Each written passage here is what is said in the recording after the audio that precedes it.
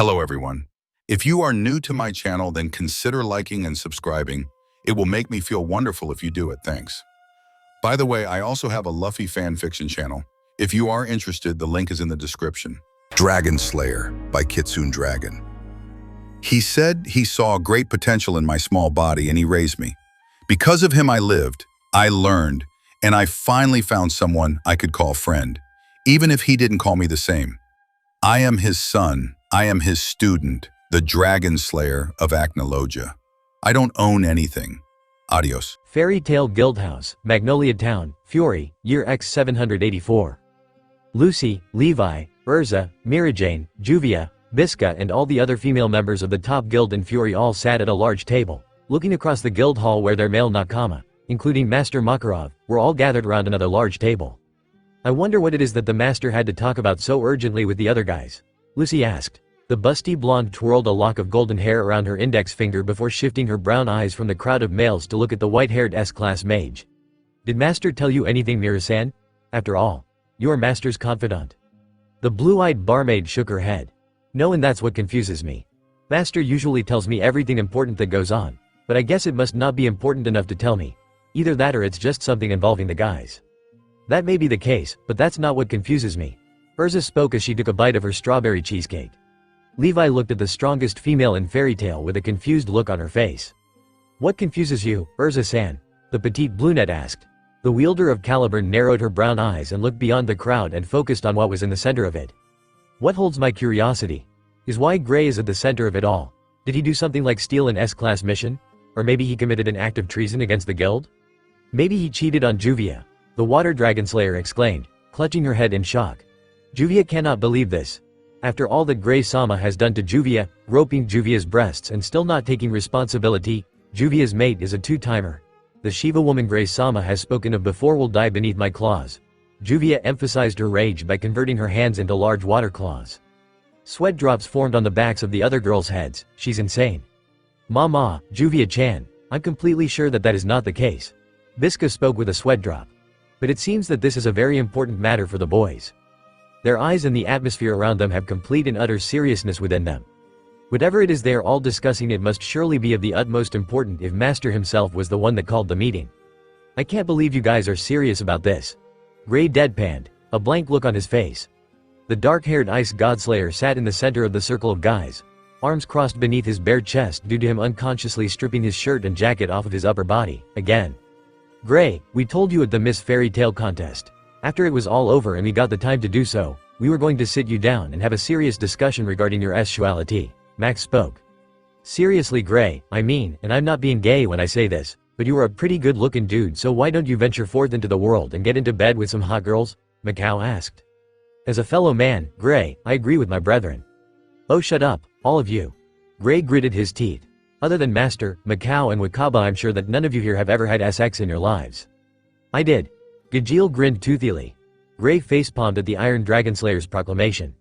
You don't count. Why not? I'm a dude too. What, need clarification? I gotta in here you know. Gajeel pointed at his crotch. Gray waved his arms frantically. No, I do not need to see what you got in your pants, you disgusting Dragonslayer. Dragonslayers aren't disgusting, Natsu growled out. Enough. Makarov spoke. We are getting off topic. You're not gay, are you? Macau asked with a serious look in his eyes. Gray's hands clenched into fists and a vein throbbed on his forehead to represent his irritation. I'm not gay, damn it, Gray yelled. I like ass and women on a whole. Just because I don't want to get it on with Juvia, as Master had so bluntly put it, doesn't mean that I'm gay. Macau bit his lip. You sure? Yes, I'm fucking sure. Gray's chest heaved as his anger laced his words. Then why? Elfman asked. You are constantly approached by Juvia, yet you do the unmanly action of pushing her away. A man does not push away a woman. It is very unmanly of them. Be a man, Gray. Elfman flexed his arms as if it were an action that would emphasize his point. Yes, that is what this is about. Max nodded. This is about why he hasn't submitted to Juvia-chan's advances. Why, Gray? Tell us. The Ice Godslayer's eye twitched at the Titan of Fairy Tale before sighing. Alright, fine, he spoke with a defeated tone of voice. You want a reason as to why I haven't gone out with Juvia? I'll give you the reason. He gritted his teeth in annoyance and slumped down into his seat when the circle of guys leaned in so as to not miss his words. Gray scratched his head before taking a deep breath. It's just, well, I haven't really had the greatest experience with girls. I lived in the tundra with her acting as my parent figure after mine were killed by Deliora. I then made sibling relations with Leone Bastia and daughter Yugito, and I trained with them all. However, after a few years of training, well, I was a growing boy, and well, I kinda experienced feelings and stuff, and so when I was learning the advanced ice make techniques from Yugito, I kinda, sorta, developed a crush on her. Ooh. The guys nodded in understanding, but their eyes were wide with surprise at the dark-haired mage's words. Did you act very manly and earn her affections? Elfman asked. Did you confess to her? Wakaba asked as he released a puff of smoke from his cigar. Gray blushed lightly and looked down at the ground. Yeah, I confessed. I had hidden the real nature of the situation by telling her that I wanted some help with this one spell, and so in the end when I had confessed she turned me down and told me I was more of a younger brother to her. A simultaneous hiss went through the crowd of men and they patted their fellow mage on the shoulders and back. Hard luck, kid. Gajeel spoke. Gray nodded. But it kinda makes sense that I get turned down in the end. I had expected it anyway. I grew up with her all my life, so it would be only natural that she see as nothing more than a sibling. That's true, Gray. Mikao nodded in agreement. But that is Yugito, someone who didn't have romantic feelings for you. We're talking about Juvia now, who is actually showing extreme interest in you. Are you afraid of getting rejected by Juvia-chan then? Maybe your experiences with Yugito have made you fear getting into a relationship. Makarov suggested. Look, Gray, the girl is borderline crazy, but Gray raised an eyebrow and Makarov rolled his eyes. Alright, she's completely insane when it comes to her feelings for you, but give the girl a chance, Gray. Sure, she's a bit overdramatic with her display, but you gotta admit, she's a pretty little thing. She's got a good figure, and not to mention she has her eyes set on only you. The diminutive wizard saint put an emphasis on only. Gray shook his head. Look, master, I am a bit afraid of getting rejected. That's one of the reasons. One other reason is that she's insane, and well, that never ends well most of the time. If they are extremely hot like how Juvia is, they usually tend to have some sort of baggage. The guys nodded in understanding. The girls at their guild always had some sort of quirk to counterbalance their hotness. Urza had her rage. Mirajane was a sadist with a bit of a BDSM fetish. Levi had her obsession with trying to get her breast size to increase. Biska with her social anxiety when it came to Alzak, and Lucy had her issues with her father. We've all got baggage. Gajeel and I are alone in the world and raised by dragons, and besides, you shouldn't even be one to talk. You got your teacher killed by a giant demon, and the fact that you strip every single day to the point that you do it unconsciously. Like right now. Natsu pointed to the ice mage and then down to find himself in only his black boxers, cursing as he glanced around for his pants, shirt and jacket. So Gray, spill it. What's the real reason you haven't been with Juvia? The son of Igniel asked, resting his chin in his hands. I'm aware of the realities of a relationship. Sometimes they tend not to work out. Gray glanced up and his coal-colored eyes seemed to part the crowd as they focused on the daughter of Levia. I'm being honest when I say Juvia is a beautiful girl. I won't deny that. Gray likes Juvia. Happy rolled his tongue with a teasing look on his face. Gray sent a murderous glare at the blue-furred exceed before continuing. But if I mess up and do something that ends with her being hurt, be it physical, mental or emotional, well, I'm the kind of guy who won't be able to know what to do to fix that. I'm not ready for a relationship at this point in my life. If I end up hurting Juvia because of something I do to her or something I did to compromise it, I'd never be able to forgive myself and look Juvia in the eyes ever again. The guys all looked up from the ice mage and looked at each other. A small period of silence passed between them and they all sighed, shaking their heads. You idiot. They all spoke simultaneously. Gray's eyes widened in disbelief. Huh? He replied intelligently. Look, kid, if it's anything I've learned about Juvia during our time in Phantom Lord, it's that she's not going to let her chosen mate get away from her. Gajeel said, his red eyes staring into Gray's black ones. In Phantom Lord, she's had a lot of people who wanted to go out with her, to have a one-night stand with her, and the list of things they wished to go out with her could go on indefinitely, but never once has she accepted them. You think you're the only one who has suffered rejection? Gajeel snarled as he leaned his head forward and his crimson eyes gained a vertical slit for a pupil. Juvia actually had someone before she met you. Some asshole who dumped her simply because she couldn't make it stop raining whenever she walked into the open. Gajeel then jabbed his finger against Gray's chest. You know what Juvia told me when I asked her how she got it stop raining around her? Gray remained silent but watched Gajeel to await his answer. She told me that you were the reason. You saved her when you beat her during the guild war. By beating her you parted the rain clouds for her and showed her the snow and the sun. She found solace with you, and it's because of you that she's truly happy for once in her formerly miserable life. Stop being a selfish asshole who thinks only about what he might do to her. Juvia's way stronger than you think, and I'd kill myself before I'd say that Juvia is not a strong person. If you let her go simply because you're too much of a pussy to go for it, then you're not even worthy of her affections. Juvia's a Dragonslayer, Gray. Natsu said. We're a prideful species and we don't let things like what the significant other feels get in the way of things when it comes to a relationship. Once we set our eyes on our chosen, we won't let them go. Juvia's not going to reject you, and if you do anything that could hurt her, well, she seems like the type of girl who would go to hell and back if it meant staying with you. Gray's eyes widened as he looked at the two Dragonslayers as his brain processed the words they had just told him. Couldn't have put it any better myself. Makarov nodded in agreement with the son of Igniel and Metallicana. The other members of the male group nodded in tandem with their master. I see, Gray muttered. Well, I'll think about it. Just give me some time. Of course, my child. Come on, boys, you've got jobs to do and I've got bills. Yes, I have bills to read through. The wizard saint spoke quickly before hopping off of the table and speeding towards his office, the door closing behind him rather forcefully. The other male members of the group did as they were told, dispersing to sit at their usual tables or heading for the mission request board to see what would be the best way to earn some money. But if you do hurt her, you will want to run far away. Hide in the deepest pit you could find, because Juvia has a protector who is not afraid to go all out on the person who harms those who are affiliated with him. Gajeel spoke with a tone of foreboding. And I'm not talking about me.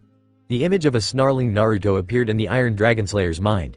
With that, the Iron Dragonslayer walked off. Soon it was only Natsu and Gray who were sitting at the table. When Gray noticed that, he twisted slightly to face the scarf-wearing Dragonslayer. Hey Natsu, thanks for what you said. It really helped to hear those kinds of things so as to snap me out of it. No problem. Natsu smirked as he bumped fists with Gray. The Ice Godslayer chuckled and Natsu's smirk morphed into his trademark toothy grin. When the two parted their knuckles, the Ice Godslayer suddenly gained a quizzical look on his face as he realized something. Though Natsu, since when did you of all people get so insightful? Gray raised an eyebrow at the rosette. Natsu gave Gray a toothy grin, and the student of Shiva could swear that the usually bright and cheerful son of Igniel was hollow by how his forced chuckle seemed to make a rattling sound in his throat. I've already recovered from losing someone precious to me, Gray. But in the end, I've experienced what it's like to lose someone you thought could have been your significant other. An image of a young girl with short, white hair and sparkling blue eyes came to the forefront of his mind's eye. A serious look mixed with sadness formed in his eyes. I truly did love Lasana Strauss, I won't deny that. The pain is still there even after 2 years, however. I believe I found someone else. You can feel what I felt if you find love with Juvia, Gray. Though you're a stupid stripping ice cube, you're still my nakama, and I'll be honest with you when I say that you're actually my best friend. Gray's eyes widened at Natsu's words. I don't want you to go through what I felt. Gray's eyes widened as he stared at Natsu. A period of silence passed between the two best friends. Gray from his shock and Natsu from having to call upon the memory of the girl he wouldn't have been afraid to call someone he loved. When the silence became uncomfortable, Gray spoke once more. So you're over her because you think you found someone else? Natsu nodded stiffly. Yup. Natsu smirked and Gray smirked right back. So who's the Natsu? Gray never even got to finish his question as the celestial spirit mage leapt at the scarf-wearing Dragonslayer, wrapping her arms around his neck and causing him to nearly fall off of the table he was sitting on. Geez, loose cow down, I nearly fell. Natsu clutched his chest as his heart was rapidly beating within it. So what do you want? You mean you forgot? Lucy sighed, shaking her head. But then again, it is you, so I guess it can't be helped. Does she really think I'm that scatterbrained? Natsu thought with a sweat drop. Anyway, come on. She spoke with a commanding tone of voice. You promised you'd walk with me to go pick up my new couch and that you'd help me carry it back up to my apartment. Oh yeah, I forgot about that. Natsu chuckled before hopping off the table as Lucy let go of him. The spiky-haired fairy tale mage looked down at the shorter mage and nodded. Well then, let's go. See ya, Gray. Remember the talk we had. Don't make your move too late or you'll regret it. If you do, I'll punch you in the face. Gray watched as Lucy and Natsu walked out of the guild together, his eyes glued to the look of pure happiness on the Fire Dragonslayer's face as he chatted with the busty blonde. Gray blinked and shook his head in disbelief. No way. Out of all the girls in this guild, he likes her. Gray's disbelief became one of amusement. Well, like Master said during my first day here at the guild, it's never a dull day in Fairy Tale.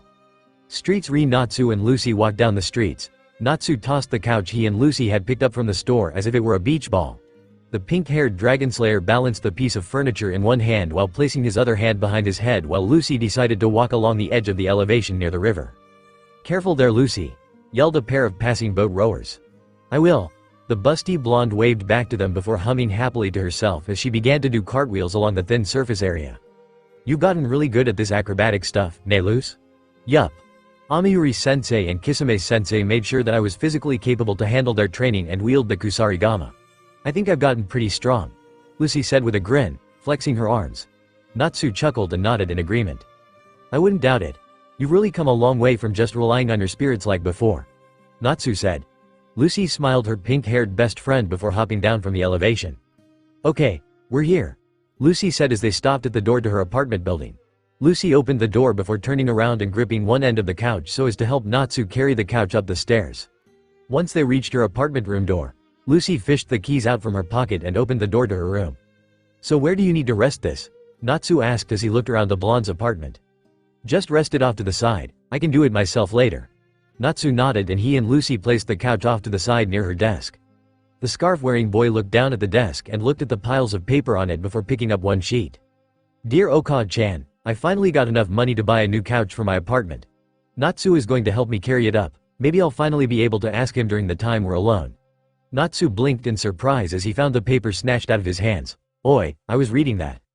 Lucy held the paper close to her chest and glared at Natsu with an embarrassed look on her face. Shut up, don't read other people's stuff. Sheesh Luce, you're such a complicated person. First you're all demanding and stuff about this couch thing and now you're writing letters about me to your dead mother. Does she not like me or something? Lucy stuck her tongue out childishly. Naya, if Hokage-chan had met you at first she would say you're rude, unintelligent, impulsive, destructive and loud.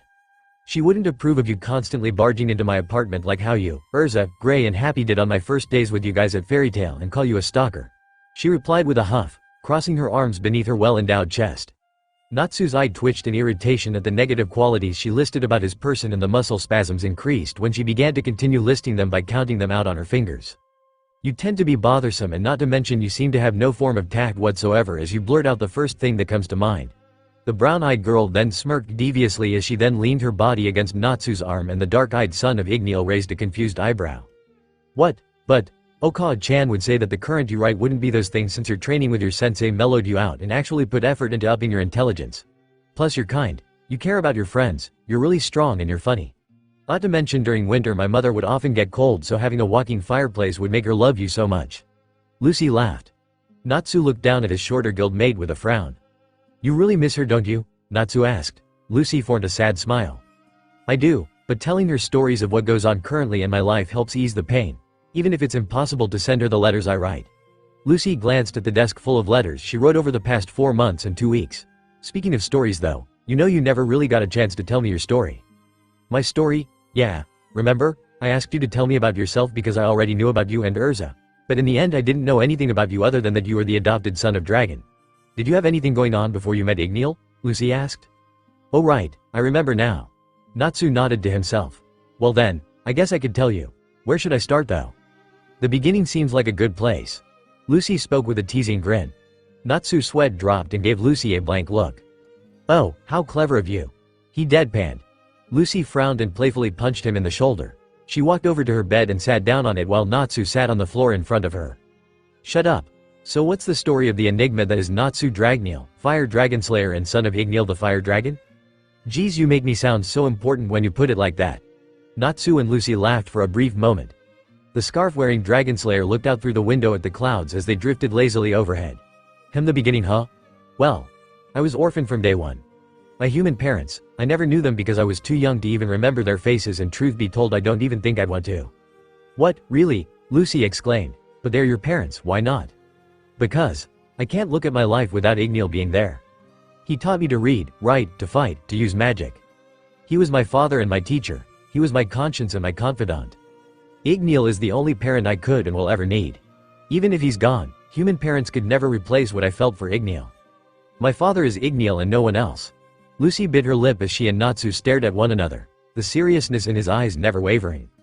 Natsu cleared his throat and habitually adjusted his scarf. Anyway, back to my origin story.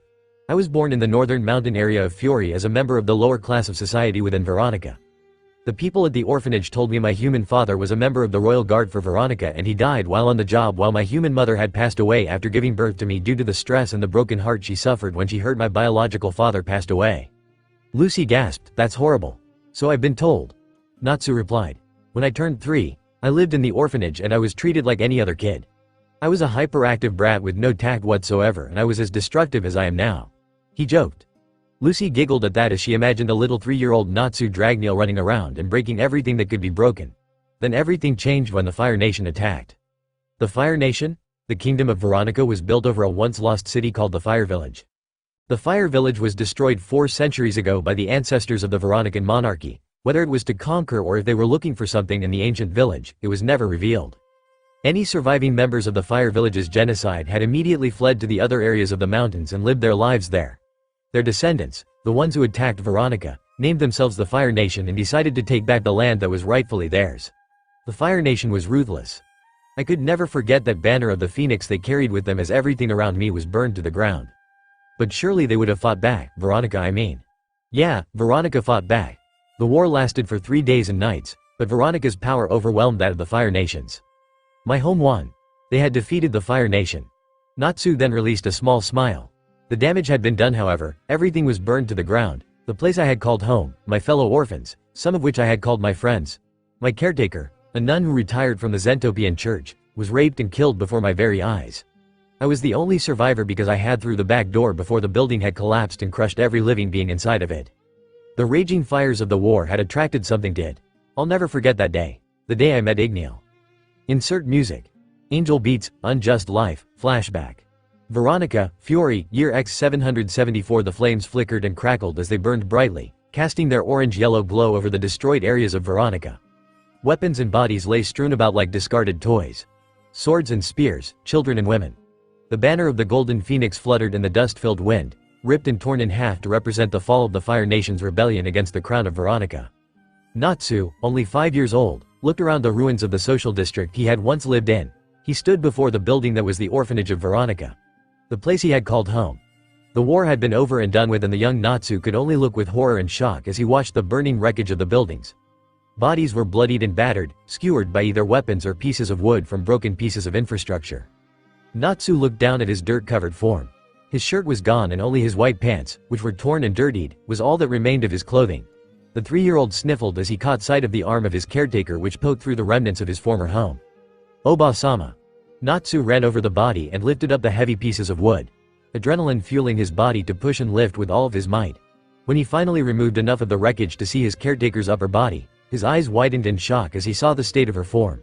She was completely crushed. Pieces of wood impaled her chest, her body had been burnt to the point that it was blackened and her face was nothing more than a mangled mess of blood, bone and cartilage.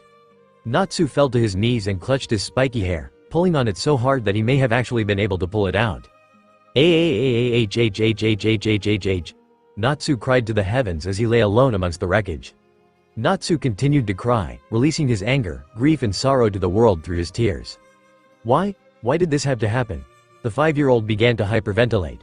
Oba-sama's dead. All of them are dead. Why didn't I die? Why am I the only one who had to be alive? Why god damn it? Natsu roared in anguish, punching the ground repeatedly. He punched the ground until his knuckles began to bleed and then continued to punch the hard earth. He raised his hands over his head and slammed them both down forcefully with another emotional venting cry. His eyes widened when a louder sound drowned out his own voice. R-O-R-R-R-R. The sound was bestial in nature. It echoed through the burning lands of Veronica and most likely went on further through the atmosphere. The roar was frightening, it was loud, it was powerful. Natsu's head snapped upwards and looked around the area, his eyes glancing every which way in order to locate the source of the roar. There was nothing but fire, death and destruction around him. But then he felt the ground tremble beneath his feet. The small rocks near him jumped with each seismic wave. Natsu stumbled forward and backwards as he tried to stand up, but ended up tripping over himself before falling on his hands and knees. When he did, the largest and loudest of the earth's quakes was heard. Natsu's eyes widened when the roar was heard once more. This time, due to the source being close to him, the roar was positively deafening. Natsu covered his ears and he glanced ahead of him. The first thing he saw were the sharp, red claws of the obviously massive creature that stood before him. He continued to follow the claws, seeing that they were attached to the forehand of a beast with red scales covering its body. The hand was connected to a forelimb that looked to be the size of an oak tree, possibly bigger. The young boy gulped in fear and shock as he finally looked all the way up and gazed at the massive beast before him. The creature now appeared to be truly massive, far bigger than any tree or building Natsu had seen in his life within Veronica.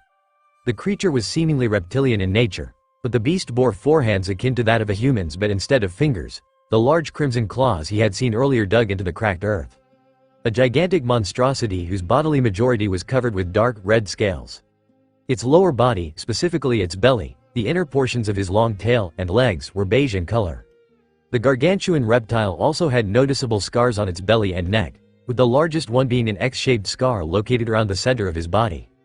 His back had numerous black spikes reaching down from the back to the end of his tail.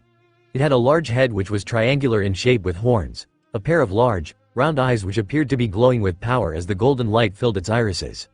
A sharp horn pointed upwards just above its nose. Its lips were curled upwards to reveal very sharp teeth. Finally, large bony wings resembling a bat's, with rippled tips, stretched outwards with a wingspan that easily exceeded 50 feet. Natsu had seen pictures of creatures such as these in the window shops around his former area of Veronica. He was told they were literal monsters. Beasts that dined on the flesh of humans and were powerful beyond recognition. Dr. Dragon. Natsu muttered. Upon speaking, the dragon glanced down at Natsu, its glowing golden eyes staring into his own dark-colored eyes. So you are a survivor of the onslaught. You humans are resilient, sometimes I will give you that, but in the end you are just a child. I highly doubt that you will survive given the state of this area. The dragon spoke with a deep voice that reflected its power and intelligence. Why you're a dragon? Natsu pointed a shaky finger at the crimson reptile. You guys are supposed to be all dead, Oba-sama told me. You foolish human whelp. The dragon roared, causing Natsu to flinch in fear. Dragons are far from extinct. We are the ultimate life forms. We created this world since the beginning. We are the creatures that came forth from the void of nothingness when the universe was born. If you thought we were an extinct species, then your Oba-sama is an idiot. Natsu gritted his teeth and stood up, stamping his feet in childish rage. Oba-sama is not stupid. She was really smart and kind and awesome. She raised me and told me everything. Nunali Oba-sama is. The pink-haired boy gritted his teeth and glanced to the side where the dead body of his caretaker lay. The dragon took a deep inhalation of air and Natsu noticed that the flames seemed to be drawn towards the dragon as it did that. You're alone, aren't you, boy? Yes. You dared to stand up and yell at the mighty Igneel. A fool's endeavor to try and reason with a dragon, but you are a fool with fire in his eyes. You fear for your life and so you will need strength. You are the only human to has ever tried to verbally challenge the mighty Igneel, and so you have caught my interest, boy. Would you like to become strong, human? Natsu looked around at his former home and frowned. Because he was weak, he couldn't do anything to try and save it. Even if he were to have died trying, he still would have liked to at least prevent one death. Mainly Nunali Oba-sama's. Because he was weak, he couldn't do anything. Because he was weak, he was now alone in the world. Parents, caretaker and friends were all taken from him. Now all that was left was a broken boy with nothing to live for. I would. But I have nothing to gain from it. Igneel's golden eyes widened slightly at the boy's response. Most humans would have taken his offer without a second thought. But this child seemed to know that even if he were to have the power, it wouldn't be useful to him unless he had the drive and the reason to use it. You wish for power, so I will give it to you. Become the son of a dragon, Tigneel. You will be the fire Dragonslayer and I will give you a reason to fight. I will give you a reason to become strong. Come with me, my student, and I will make everything your heart so desires a reality. The red-scaled dragon stretched out one of his massive forelimbs and extended his claws to the boy. Natsu stared at the fire dragon with a look of shock. Tears lined his eyes as he realized that the dragon was adopting him.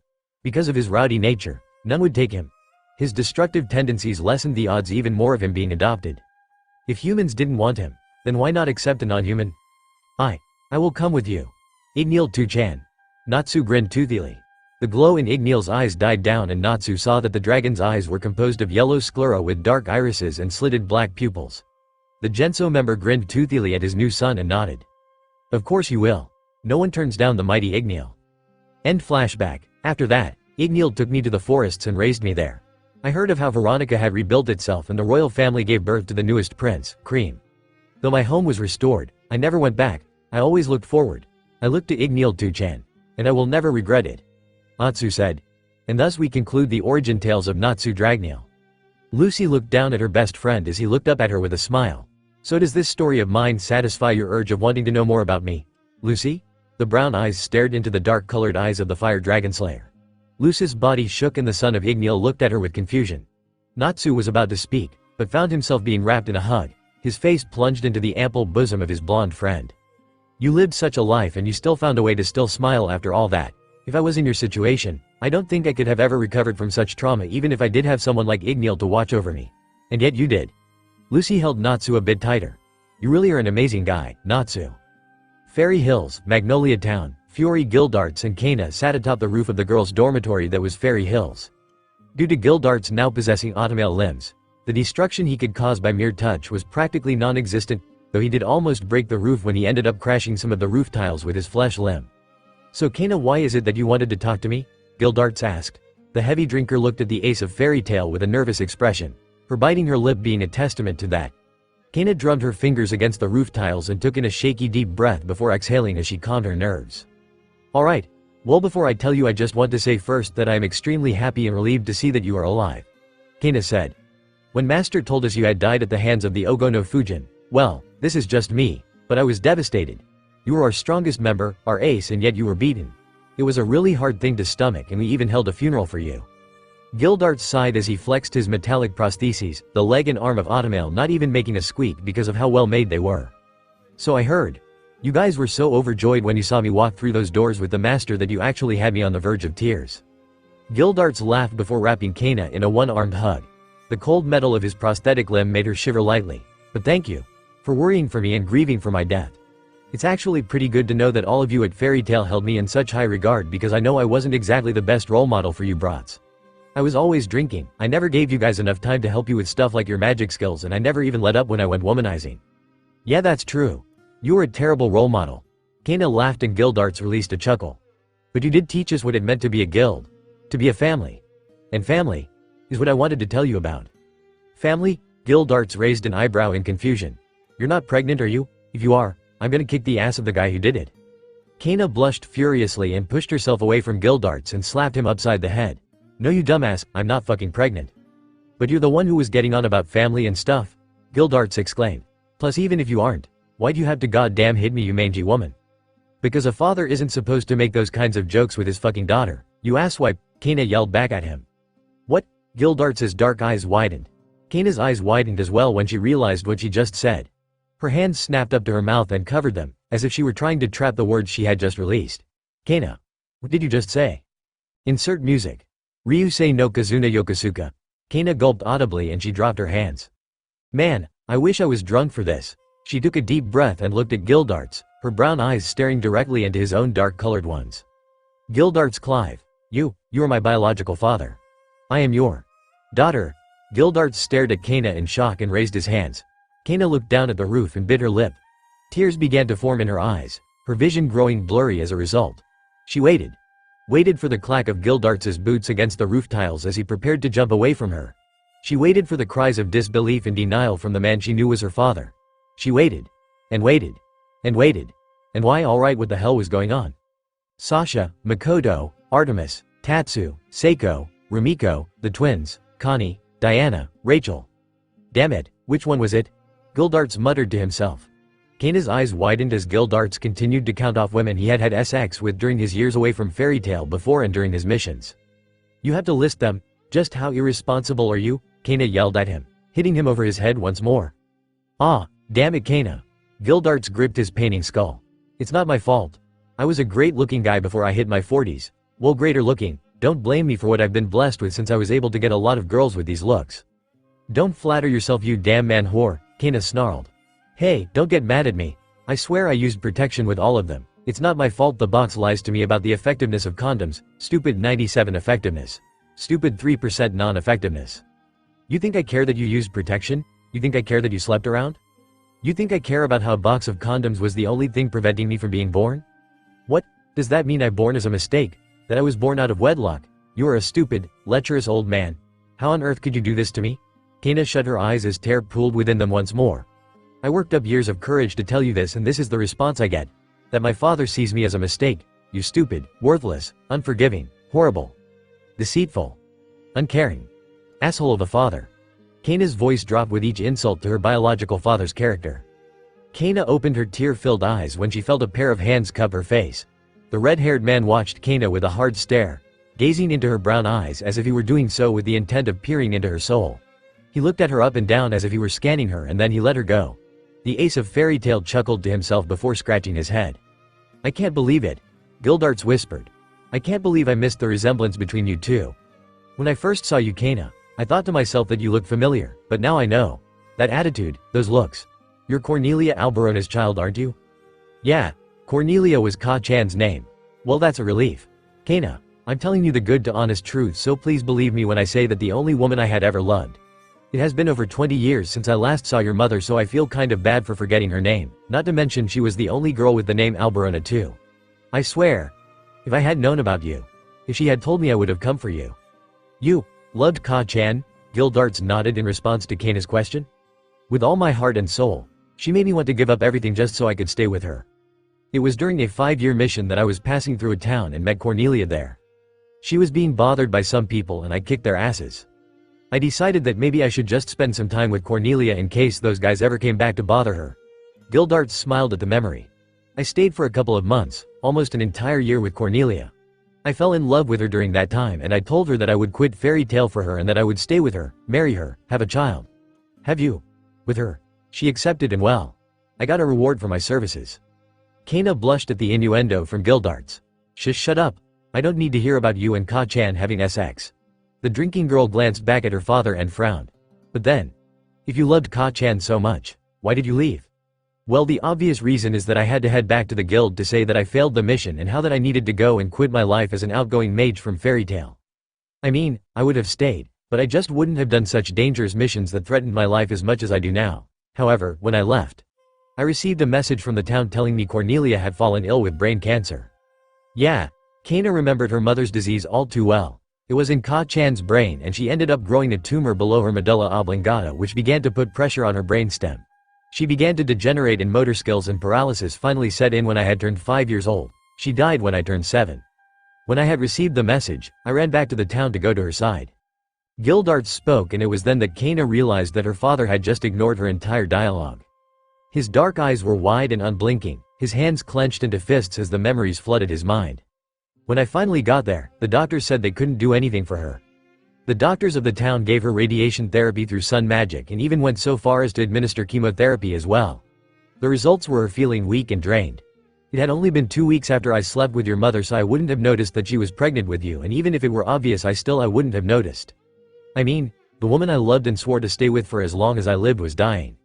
What did you do? I stayed with her as long as she would let me. Which was only about 1 month, maybe 2. I can't remember it very well. Cornelia then told me to go. That it would make no sense to stay with a woman who I knew would end up dying long before I would. I denied that, saying she would make it through. That it would be okay in the end. But it wasn't. She even went so far as to say that I was nothing but a one-night stand for her, that she was using me for my money that I got as an S-class mage, that I was worthless to her and that I was the worst human being she had ever met. Gildarts blinked and tears fell from his eyes. The words hurt, but I knew she didn't mean it. She just didn't want her dying to be harder on me than it already was. She probably couldn't stand the sight of seeing me so pitiful and weak before her so she got me to leave. I didn't even know when she died and I didn't even know about you. Gilda. Odo-san. I'm sorry, Kana. For not being there for you and Cornelia when I should have stayed. I shouldn't have listened to your mother and just stayed with her so that way I could have raised you. Made myself into a good, respectable man for you to look up to as your father. Kana chuckled dryly as she was pulled into a hug by her red-haired father. Idiot. She sniffed and tears of her own fell from her eyes. I was the one who was supposed to be crying and now here you are crying too. You really are horrible, Odo-san. Gildarts and Kana laughed and cried with each other. I swear I'll make it up to you. Starting now, I'll do what I need to do to be the father you deserve. Want to go out for ice cream or something? Stupid asswipe. I'm not 5. Kana laughed as she wiped the tears. Gildarts did the same. Right, my daughter isn't a wimp. How about beer then? We can go to a gambling bar and play blackjack. That was the first card game I taught you when you came to Fairy Tale. Kana nodded with a wide grin on her face. Yeah, sure, I'd like that. Insert music. Fairy Tale Tower of Heaven. Magic Council HQ, Fury Branch, Fury. Makarov sighed as he adjusted the fur collar of his wizard saint cloak. The clack of his wooden staff echoed through the halls as he used it as a makeshift crutch. Damn it. I can't believe it has been weeks and even though fairy law healed my wounds, the pain hasn't subsided fully yet. Makarov peeled back his sleeve and looked down his shirt at his chest. The areas of flesh which were paler than the rest of his body marked the areas where Naruto's Mokushiryu no Hoko had torn through his body. Adrenaline had numbed the pain considerably, but he was no longer on an adrenaline high and the areas of pale flesh seemed to throb. And now the council wants to talk to me about something. What do those assholes want now? Makarov muttered. He stopped as he came before the large doors which led to the Magic Council's courtroom. With a tired sigh, the aged guildmaster pushed open the massive doors. They creaked loudly as they opened and Makarov walked through them. The wizard saint looked around the courtroom and paused as he reached the front of the room, glancing to the side where the jury stands were situated. Baba? Why are you two here? Master Bob of Blue Pegasus and Master Uba Babasama of Lamina Scale both sat in the jury area. Bob was an elderly, bald, and cross-dressing man. He was of a relatively pale complexion and was wearing his signature purple spaghetti strap shirt accessorized by a gold and fuchsia hoop necklace, and a vertical striped pink and purple shorts. As a testament to his being a follower of the Okama way, or way of the crossdresser, his face was decorated with red lipstick and blush on each had small, white wings that fluttered like actual wings attached to his back. Makarov could never understand how the man managed to copy era magic since it was almost impossible for most mages to pull it off. The symbol of his guild, Blue Pegasus, was imprinted on his left arm in a deep blue color. Uba was a very old woman, either as old or older than Makarov himself. She was shown with wrinkled skin, small eyes and bony hands. She had stretched earlobes and had long gray hair tied up in a huge bun with 3 layers. Her outfit consisted of a deep red cloak with a rounded, golden collar with a dotted design made of turquoise jewels of some sort. What appeared to be a dark vest was worn underneath it. Uba wore studded bracelets on both her arms and a necklace with 3 sun emblems. Makarov then raised a curious eyebrow when he saw a flickering holographic image of another man. "And you are?" Makarov gave a motion of his head to the hologram. "Ah, yes. I haven't been properly introduced to any of the more popular guilds in Fury. My name is Rubol, master of the guild known as Cade Shelter." "A pleasure to meet you, Makarov Dono." Rubol spoke with a respect bow. Makarov nodded to the chieftain-like man. "I'm sorry to say I have not even heard of your guild. Well, I mean I have, but you aren't exactly on the map so to speak. So why are you not here in person?" Makarov asked. "Unlike your guild, Bob Dono's or Uba Dono's guilds, my guild is very far away from Era, residing in the Wood Sea. It has been made SG the Hollow Communication Lacrima to make contact with you all here in the Magic Council." The guild masters were then interrupted when the side doors opened to reveal the members of the reformed Magic Council. Makarov's brow furrowed when he saw them. Grand Doma, the new chairman of the Magic Council, was followed by Org and the new members of the Magic Council chosen to replace their predecessors after the Tower of Heaven incident. The other members were just for show, having no real power within these kinds of meetings, or any kind of meeting for that matter. Doma and Org were the real faces and decision-makers of the Magic Council's Fiorian branch. The others were just to fill the spaces in between. Makarov Drayar stepped forth.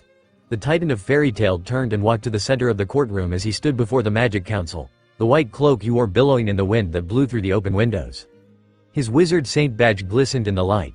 Unlike the many times he had stepped through the council doors, Makarov's expression was not that of boredom nor was he asleep. He was completely and utterly serious. The expression had the council a bit wary of their strongest wizard saint. Strongest behind the 4 gods of Ishval, the top 4 wizard saints who were described as not even being human. Makarov Drayar, during the course of the annual Fantasia Festival 1 month ago, you and your guild went through all original procedures but somehow your grandson, Laxus Drayar, attempted mutiny and you were forced to excommunicate him, correct? Grand Doma asked. Makarov nodded to the hat-wearing council member. "Yes, I see." Grand shuffled through the paperwork he had brought with him. "Now we would like to know, what is it that occurred outside of the southern area outside of Magnolia Town? Scans from the satellite square have revealed numerous amounts of magic energy belonging to you and one other. The damage included the destruction of nearly the entire forest and 2.5 mountains within the mountain range. There was also a great deal of damage done to the area of forest on the eastern side. Explain what happened." Gurin ordered. Makarov nodded. "The Ogono Fujin and Onibi Myobu attacked," he stated simply. Shocked looks and gasps filled the council room. "Maki," Bob exclaimed in shock. "What happened? You seem fine, but did anything happen to you?" "Answer us or I'll make you spin," Uba threatened. Rubol remained quiet, his holographic form flickering a few times. "When he attacked, I managed to send the Fujin to the southern area outside of the city to avoid collateral damage and the Onibi was handled by Fried Justine, a member of Laxus's Regentschu, and Mirajane Strauss, my demon. Obviously they lost. It was a close battle for me as I nearly died and had I not resorted to using fairy law, I would have lost. I am possibly the only person to truly win against the Fujin." Silence filled the room as they looked at the elderly guild master of Fairy Tale. "Your actions will be excused, but I do believe that our cartographers have some work to do so seeing as your titanic battle, no pun intended, reshaped the landscape." Orc spoke. "Do you know their reasons for attacking?" He knew my grandson was a product of the second-generation Dragonslayer project done when Laxus was 6. Given that the project was highly confidential, I am unaware as to how he would be able to gain access to that sort of information as it was said all traces of the Bureau of Magic Development had been erased when Brain was excommunicated when it was found he was performing questionable acts of human experimentation. Makarov explained. The Fujin now. He felt it was an insult to the species known as Dragonslayers that a manufactured one could be made and so he made it a personal vendetta to kill my grandson. The Myobu was merely there to act as a distraction to the other members of my guild and keep them away, I presume. Makarov replied. The new Magic Council muttered amongst themselves before turning back to Makarov. A personal vendetta, you say? Why would it be personal to the Golden Wind God that your grandson is the product of a lost project? Gran asked. Makarov's eyes narrowed at this and his fists clenched. The Ogo no Fujin is a Dragonslayer. The silence that filled the room was positively deafening. Dr. Dragon's Slayer? Bob and Uba managed to utter. Rubel merely closed his eyes and released a tired sigh and shook his head. How can you be so sure? Org managed to ask. His attacks were similar to that of the Dragonslayers within my guild. He even managed to administer the drive mode, the mode where a Dragonslayer reaches the middle point between their humanity and their draconian sides. That man, that monster, is a product of being trained by a dragon. The attacks and the fighting style he used were much more ferocious and deadly than those used by Natsu Dragneel, Gajeel Red Fox and Juvia Loxer, but I recognized those movements. Makarov explained. Also, the Onibi Myobu is far more powerful than we originally thought. The creature has size manipulation and was shown to have at least 7 tails. It is unknown if it is like a kitsune of legend, able to become a 9 tails, but even so, the Onibi Myobu can alter its power levels. Both it and the Fujin are far more powerful than we can imagine. Makarov Drayar. This topic is truly troubling to the council. We have had enough trouble with the Ogo no Fujin and Onibi Myobu. They are SS class. We labeled them as flea on sight and now we find out that they are actually not even using their full strength when they fight against opponents. If this is true, then that means the Myobu has the possibility to become a 9 tails as you just said, and the Fujin, judging by his combat prowess. It will be truly horrific if he stumbles upon the ability to call upon Dragon Force, Org said. Well, his secret was bound to be found out eventually. The master of Cage Shelter thought. The question is. Now that they know of his true abilities, they know that there is nothing they can do to stop him. He has already been labeled as SS class along with the Onibi Myobu. They are both labeled as flea on sight, and now that they know that the Onibi can increase the amount of tails to increase his power and that the boy is a Dragonslayer, there will be no one in this council who is foolish enough to stand up to him in hopes of winning. Makarov Drayar. Your fairy law spell is your only saving grace, for if the boy was to unleash the true powers of the dragon of the apocalypse, the force of a dragon would utterly annihilate you. Rubel sighed before glancing up at the Magic Council. All of them were silent as they mulled over this new information. I'm sorry for interrupting your thoughts, Honorable Council, but may you begin to go into an explanation as to why you have called myself and the other guild masters here today? Rubel asked. The Magic Council members shook their heads to rid themselves of the myriad of thoughts that swarmed their minds. Ah, yes. Org said. I apologize for this. We will discuss this matter at a later date, but for now we have more pressing matters to handle. And what would that be? Bob asked. Insert music. Fairy Tale Guild Darkness. The Balam Alliance has begun to make its move. Doma spoke, causing the guild masters' eyes to widen. As you all know, the Balam Alliance is an alliance between the 3 most powerful dark guilds in all of Fury. Oracion Siete, Grimoire Heart and Tartaros. All 3 of these powerful dark guilds have a number of subordinate guilds that follow their respective leader guilds' orders to the letter. Grimoire Heart and Tartaros are still unknown to us, but Oracion Siete has been located and their members identified from our information brokers. Using the satellite square Ethereum's superb viewing capabilities, we have confirmed this information. Org spoke this time. With this information in our grasp, we, the Magic Council of Fury, are planning to create a Strid Take Them Out. A light guild alliance. Our members will consist of a single team of mages from each of your guilds. Because you 3, Fairy Tail, Blue Pegasus and Lamina Scale, are the top 3 most powerful guilds in Fury, you all will compose the main fighting force. Where are they? Uba asked. I'll have my boys make them spin. They are located in the Woodsea in the eastern regions of the forest. Org replied. It is because of this that we have called Master Rubal's guild to assist us. We will need someone on the inside who knows how to navigate through the forests of the Woodsea, and who better than the guild who makes its home there. I will do what I can to assist my fellow members of this alliance. Rubal nodded his holographic head at the Magic Council members. When shall we move out and where will we meet? We would request that you all move out immediately upon choosing your teams to represent your guilds. Doma answered. As for the where, I have a vacation house in the Woodsea. Bob turned to the master of Cage Shelter. We can all have our handsome and strong men meet there.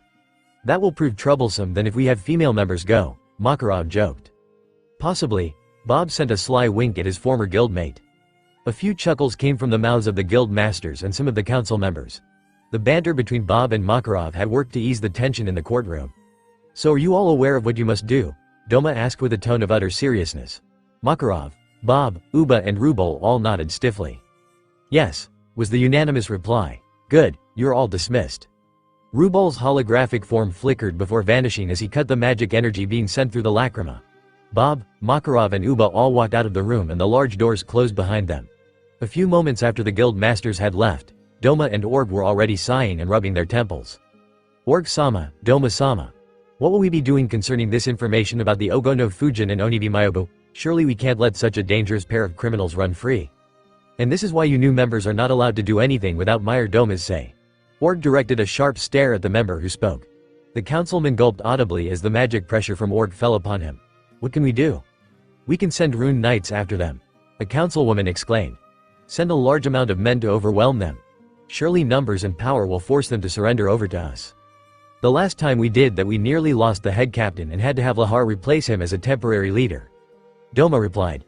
Head Captain Han and Kakuo have just finished recovering from their surgeries after their bout with the Ogono Fujin near Lupinus Town from what I've heard. Head Captain Han and Kakuo are our strongest fighters out of the entirety of the Rune Knights, and the Ogono Fujin and Onibi Mayobu utterly defeated them in overall combat. We labeled them as flee on sight because of that battle outside of Lupinus Town. Org informed the younger members of the Magic Council. There is nothing that we can do to fight them off, and there is nothing we can do to stop them. They are an unstoppable force. And we have no immovable object at our disposal. Insert music. 2 steps from Hell Clairvoyance. Spy Network HQ, Eastern Fiorian Mountains. Fury Naruto clenched his fists tightly before punching a tree, shattering the bark and causing the tree to collapse. The earth shook as the tree impacted with the ground and Naruto nodded in satisfaction. Seems you've fully recovered, Kurama said as he flew down from the windowsill of one of the castle's many windows. Naruto nodded as he spun around and slammed his leg against another tree with enough force to send it soaring through the air and crashing into another tree. Both pieces of vegetation crashed to the ground and caused a small cloud of dust. Hey, Naruto. The blonde looked up from observing his destruction. What? Look, I know losing is not exactly your thing. You've never once lost a battle in your life. Myself and Agnologia don't really count because you were still training to master your abilities, but this is the first time you've actually lost against an opponent outside of the pocket dimensions. This is the first time you've lost, period. So I just want to know. You want to know if I'm alright. You want to know if I am mentally stable and capable of moving past my defeat. The son of 2 wizard saints finished for the Exceed. The crimson-furred cat nodded. Naruto took a deep breath and exhaled forcefully. Truthfully, I am angry about my loss. I was in Dragon Dam drive mode and I still lost. Naruto snarled loudly before unleashing a roar of repressed rage and stamped the earth. A pulse of blue and black raced outwards from the impact, a crater forming beneath him while a few more trees collapsed. I had him. The Rasen Shuriken was in his face and he stopped it. He took my magic energy from me. He destroyed my ultimate Futon spell, and now I have this one defeat hanging over my head. Kurama remained silent as Naruto continued to vent his frustrations. The blonde Dragonslayer, what was that spell? Naruto growled as he thought of the powerful spell used to fell him. Fairy Law. So you're not going to go on rampage to look for him and try to kill him, are you? Kurama asked. Naruto shook his head. No, not yet. Kurama's sweat dropped at the not yet part. That spell Makarov Drayar used against me, and it pains me to say this as I swallow my pride to do so, but it is extremely powerful. The spell drained me of my magic and my will to fight. It truly is a fearsome spell, and I can't take down Makarov until I am truly capable of countering that spell. If there is a way to counter it, I will find it. That human is strong, but it was shown in our battle that drive mode is enough to handle his full power. So it appeared. The old man would be dead if you resorted to Dragon Force, Kurama said. Agnologia and I were very surprised when you unleashed the full might of the ultimate Dragonslayer technique, so you know as well as I do that you would have caused more than enough damage with a single punch if you were to use it against the Titan of Fairy Tail. Exactly. The human is not worth the mental preparation when it comes to using Dragon Force, Naruto replied. A period of silence passed between the Apocalypse Dragonslayer and Kitsune Exceed.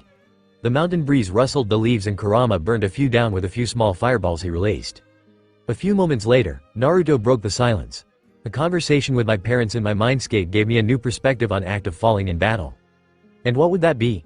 Naruto smirked. Ka-chan told me that when she and Tu-chan were younger they never were able to hold a straight record of wins like I have been able to do. They won most of their battles, but they spoke of how that somewhere down the path they took they had been defeated. They said that from those losses they learned what it meant to truly become strong.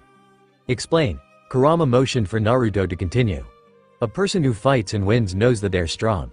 They know they are powerful and that they can possibly overcome anything that opposes them, but a person who has lost is the more experienced fighter.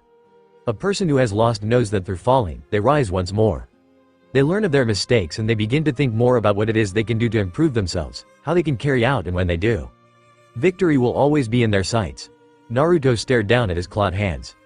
Minato namikaze and kushina uzumaki namikaze, my parents. Through the losses they faced, they learned what they could do to improve themselves and how to get back up. I cannot call myself their son, and I cannot call myself Agnologia's son, if I weren't able to do the same. As a son of 2 wizard saints and the son of a dragon. My pride will not allow me to accept this. Losa chuckled as he flew down from the windowsill and rested down atop the blonde's golden locks. You've really grown up as a human, Naruto. Those words truly speak to me, Kurama. Naruto frowned. However, the split mindset is still afflicting me. However, Naruto said as he blinked, his eyes flashing white for a moment.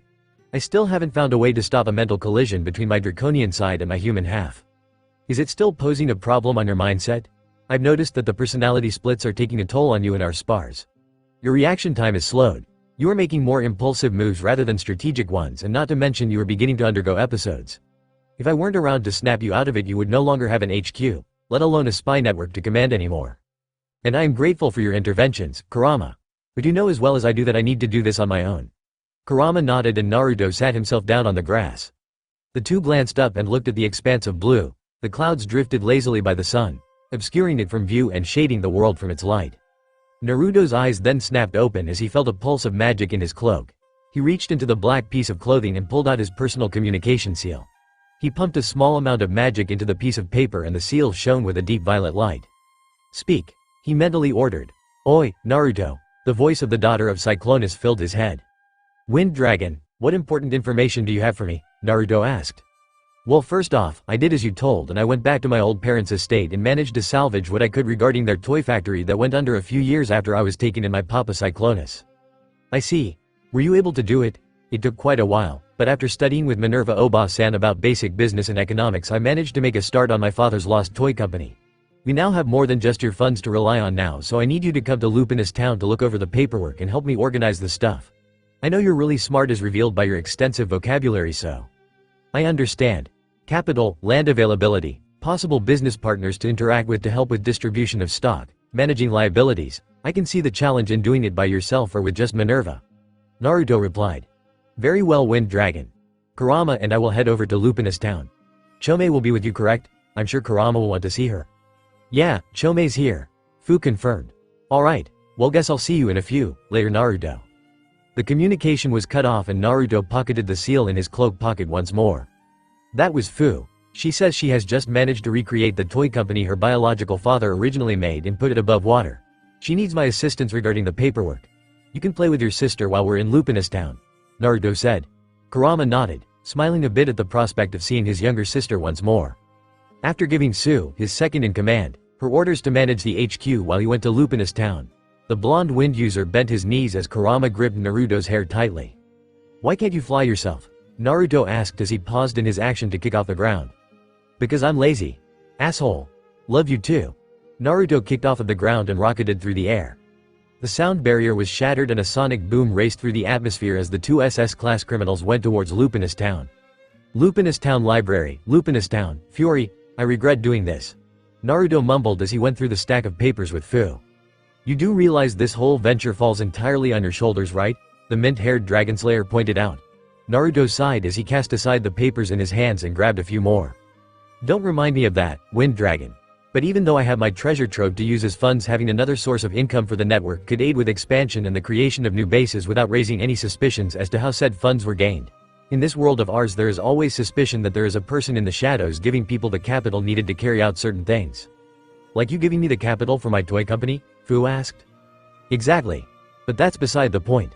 The point is that you now have a toy company under your control in Crocus with a full staff and the highest technology in manufacturing.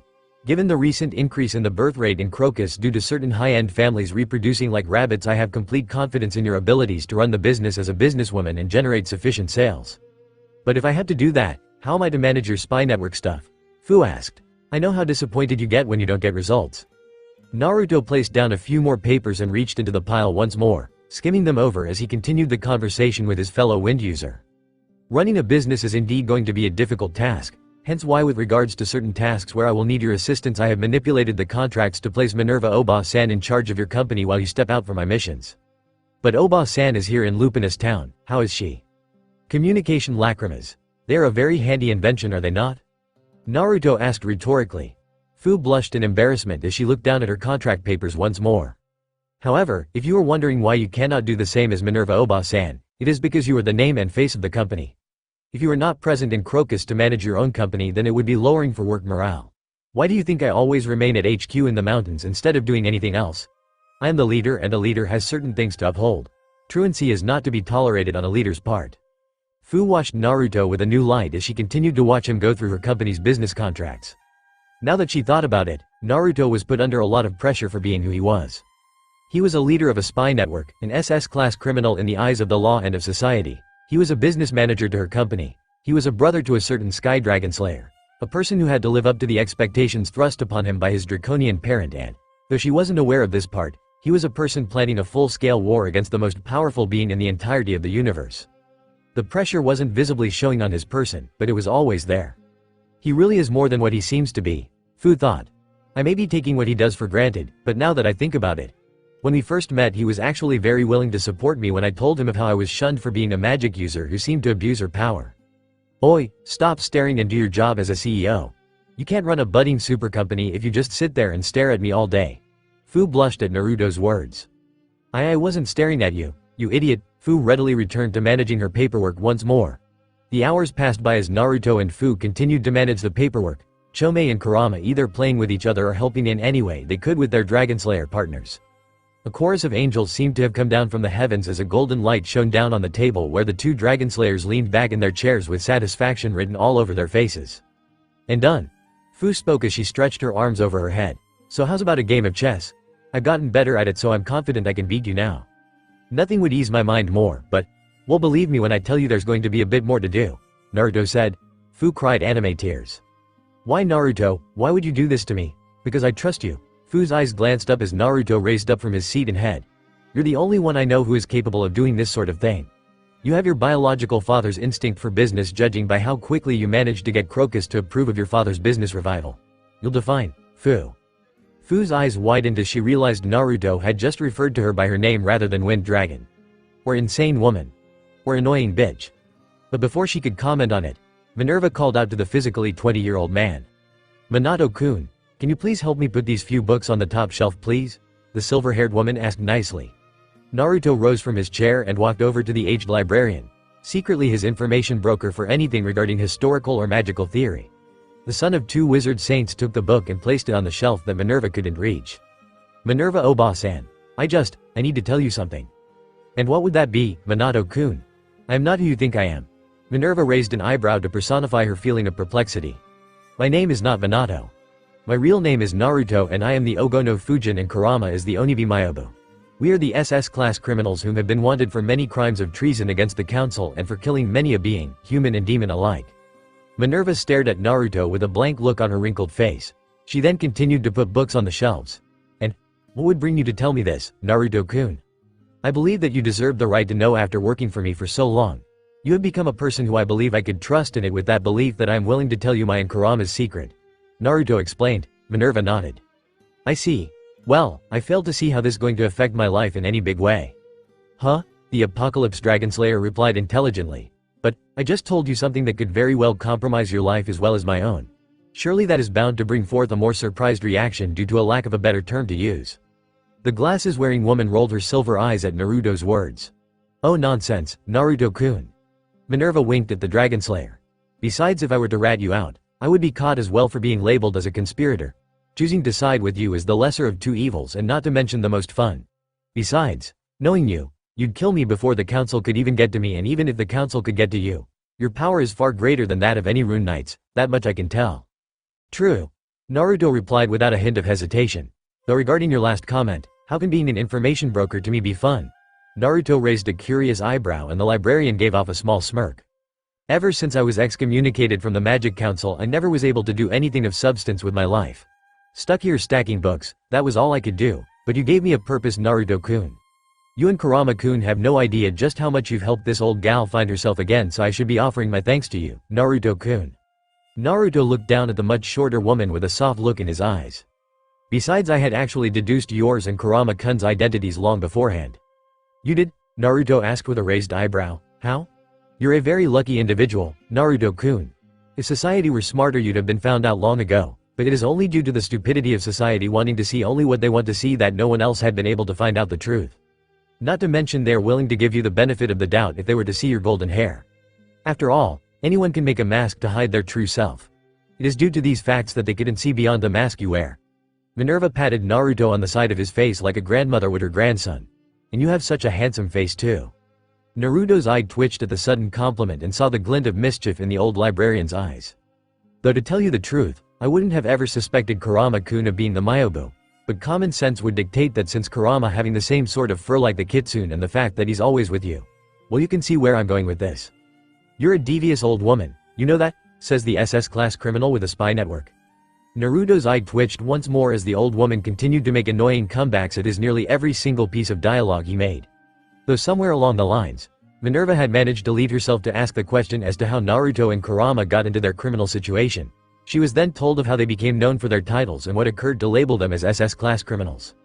Now it was Minerva's turn to have her eye twitch in annoyance. She placed a few more books into their rightful places, handing some to Naruto when they were to be placed on the higher shelves. Well then the council is even more idiotic than I thought. You killed the members of a dark guild, did you not? You saved people from Black Knight and then they tried to rob you of your rights by forcefully trying to take you to their HQ. To me, they were the ones in the wrong. If they couldn't have you, they labeled you. You have my full support, Naruto-kun. You and Kurama-kun, was what she told him. Naruto nodded his head to Minerva before turning around. He then paused when he felt a pulse of magic in his pocket. He removed the communication seal. Speak. Fujin-sama, you're not going to believe this but… Su's voice was completely full of disbelief mixed with excitement. Words were passed through his head as he conversed with Su on the other end. By the end of the conversation, Naruto's sapphire eyes seemed to shine as what Su just told him was registered in his mind. Fu. The Wind Dragonslayer's head snapped up from the chessboard, having been reduced to playing by herself when Naruto began taking too long with his chat with Minerva. What? I have a business deal for you that just opened up. You do? Fu exclaimed with excitement. Where? Fu, should I be dressed more? I will describe the details of the meeting later, but for now I think it's best I take you to HQ to fix you up before heading to our client's place. Naruto gave off a sadistic foxy grin that made Fu shiver a bit in fear and anxiety at what her superior was planning. Kurama, Chome. Fu and I are heading back to HQ to manage some things. Are you coming with us or would like to remain here? Naruto asked the Exceed. The brother and sister pair looked up from their cat naps and stretched themselves out before nodding their heads. Yeah, we'll head back to HQ. I can finally show off Pillow-chan to Chome-chan. Kurama grinned toothily. Chome rolled her eyes at her older brother. I swear that you are such a child sometimes, Oni-sama. Fu then leaned up to Naruto's ear. So can you at least tell me who we're meeting with? Naruto's grin widened considerably as he glanced back down at Fu. Blue eyes met orange ones and the owner of said sapphire orbs could barely contain his feelings of elation. Tell me Fu, what do you think of railroads, Heartfilia concern, Fury? It had taken a bit of time to prepare Fu for the meeting with the railroad tycoon as the women of the spy network had put a lot of unnecessary excess effort to making Fu look like she was prepared for business. She was dressed in a backless, forest green dress that reached just above her ankles and had on a pair of white high-heel shoes and a small, white coat was worn to cover up her bare arms and back. She still kept her orange hairclip and she was given a dark green handbag just for the sake of having one. Naruto on the other hand, in order to secretly act as Fu's supervisor for the entirety of the meeting, decided to take it upon himself to act the part of Fu's bodyguard, butler in order to play her off as the wealthy CEO of a high-end company in Crocus, which wasn't exactly a truth either. The young man had doused his hair with gel in order to slick it back. It had taken nearly the entire bottle to take his wild and untamed mane, but the job had been done. His outfit was made of a white, button-down shirt which was worn beneath a twin-tailed, black coat, the inside of the coat being a deep violet and had golden cufflinks. He wore a black bow tie around his collar, but the way he periodically flicked it showed how uncomfortable he was wearing it. The butler outfit was completed with a pair of long purple pants and a pair of black leather shoes. Heartfilia-san, your assets are dwindling. You have lost your only daughter due to the lengths you had taken in order to get her back and thus you have lost your only way to make that marriage link between Heartfilia concern and your would-have-been partner. Your family is in ruins. Your company is on the verge of collapse. Sign this contract to hand it over to me, along with all assets and liabilities among other things and I will ensure its survival. Make Heartfilia concern mine and you will no longer have to suffer the loss of losing the one thing you care about.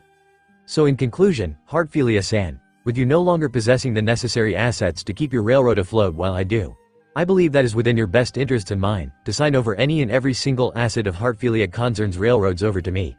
Fu snapped her fingers and Naruto, playing the part of the obedient butler extremely well, immediately appeared beside Fu's side and reached into his coat. Leaning down to ear level with Fu, the blonde whispered, "You've done well, Wind Dragon. I told you would be able to do it and you have. My trust is never misplaced." Fu nodded and a feeling of pride washed over her as she sat up a bit straighter than normal. She then glanced down when she saw Naruto reach into his pants pocket and whip out a golden pocket watch. "Keep to the time limit though. We have 5 more minutes before I have to go back to HQ and go through the reports with Su concerning something that happened with the legal guilds." Fu nodded stiffly and Naruto returned the action.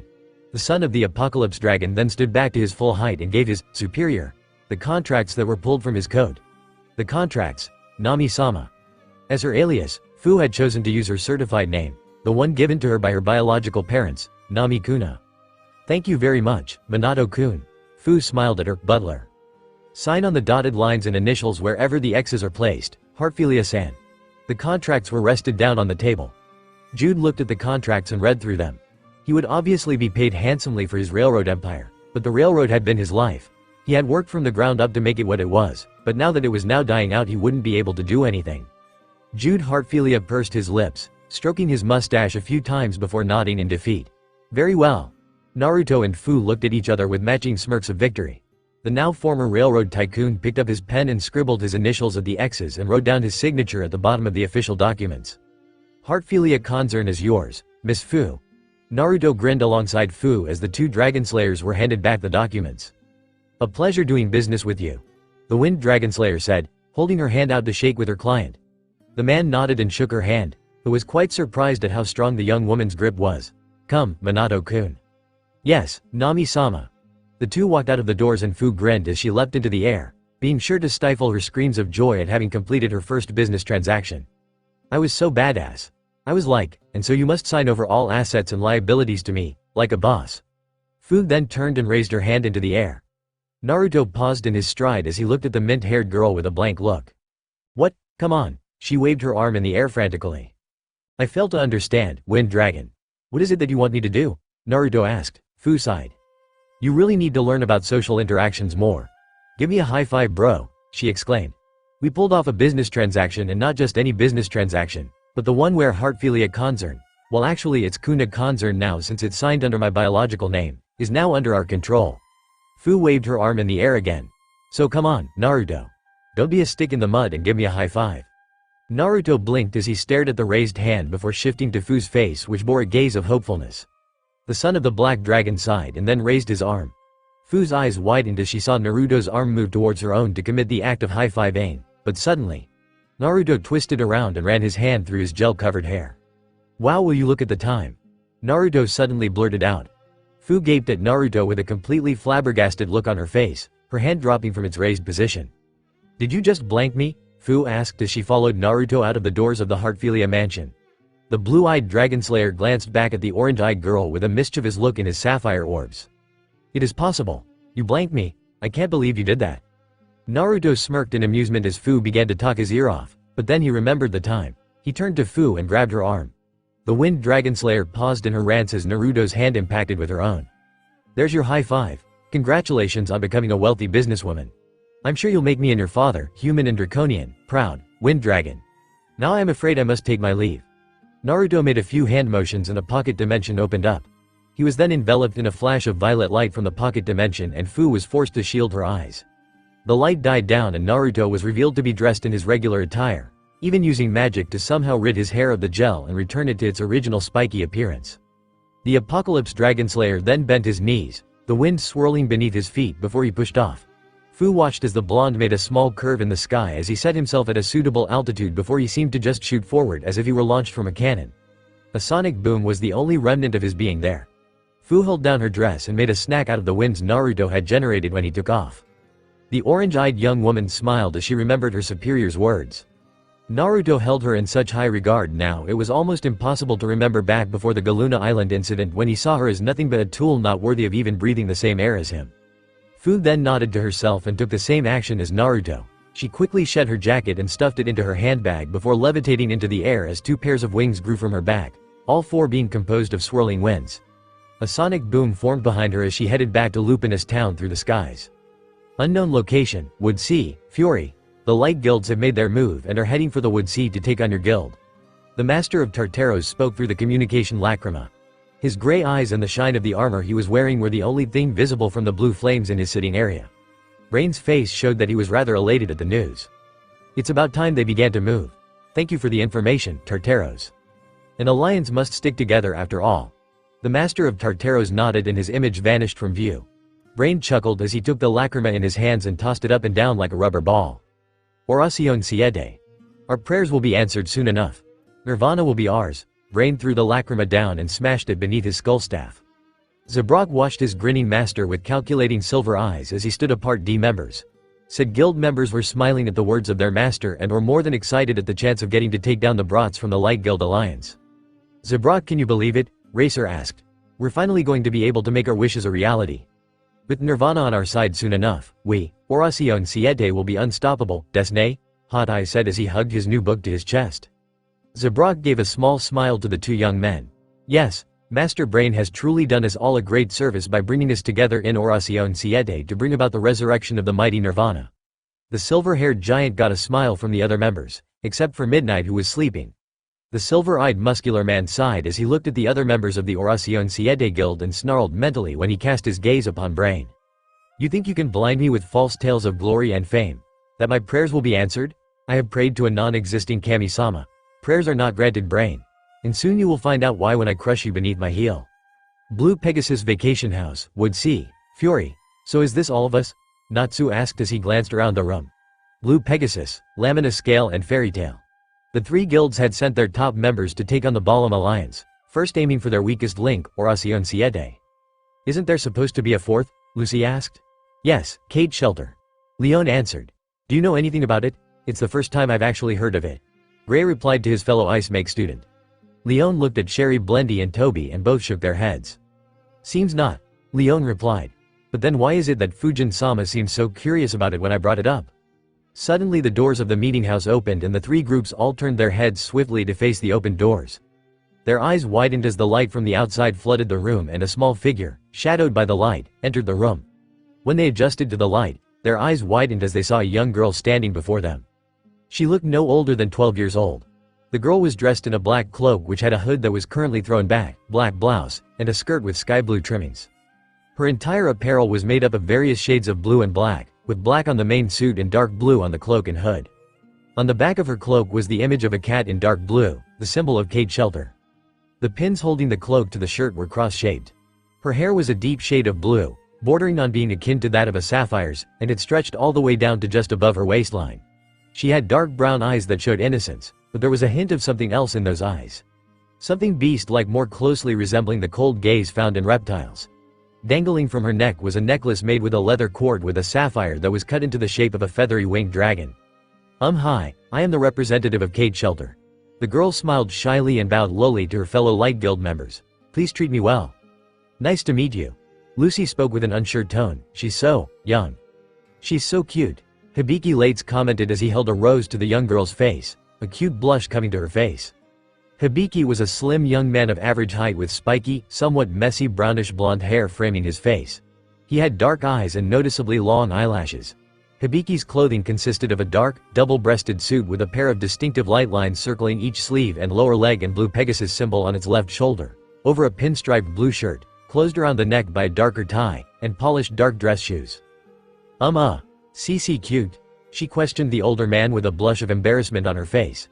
It seems this girl wasn't used to being complimented, especially by one as handsome as Hibiki. A beauty indeed. Ren Akatsuki declared as he held the newcomer's hand. Ren was a slim young man of average height with dark, spiky hair reaching down to his shoulders, with long strands framing his face and a short ponytail at the back of his head. Each of his eyebrows jutted upwards in a pair of thin spikes, and it appeared that he was the only person in the entirety of the meeting place who had a darkened skin tone. Ren's attire consisted of a black suit with the jacket left open, bearing blue Pegasus symbol on its left shoulder, over a leopard-patterned shirt, whose similarly open collar revealed a small silver necklace circling his neck. On his feet, he wore polished, dark dress shoes. May I pour you some tea, to be your slave for life? Eve Tierm asked. Eve was portrayed as a slim, rather short boy with blonde hair kept in a neat bowl cut, with a few wayward strands covering his forehead, and others jutting upwards on top of his head. He had large dark eyes.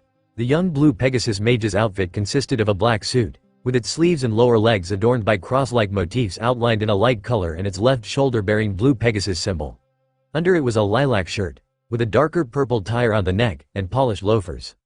The girl's sweat dropped as the three handsome members of Blue Pegasus crowded around her, giving her their best, I guess, dreamy eyes, would be the best definition.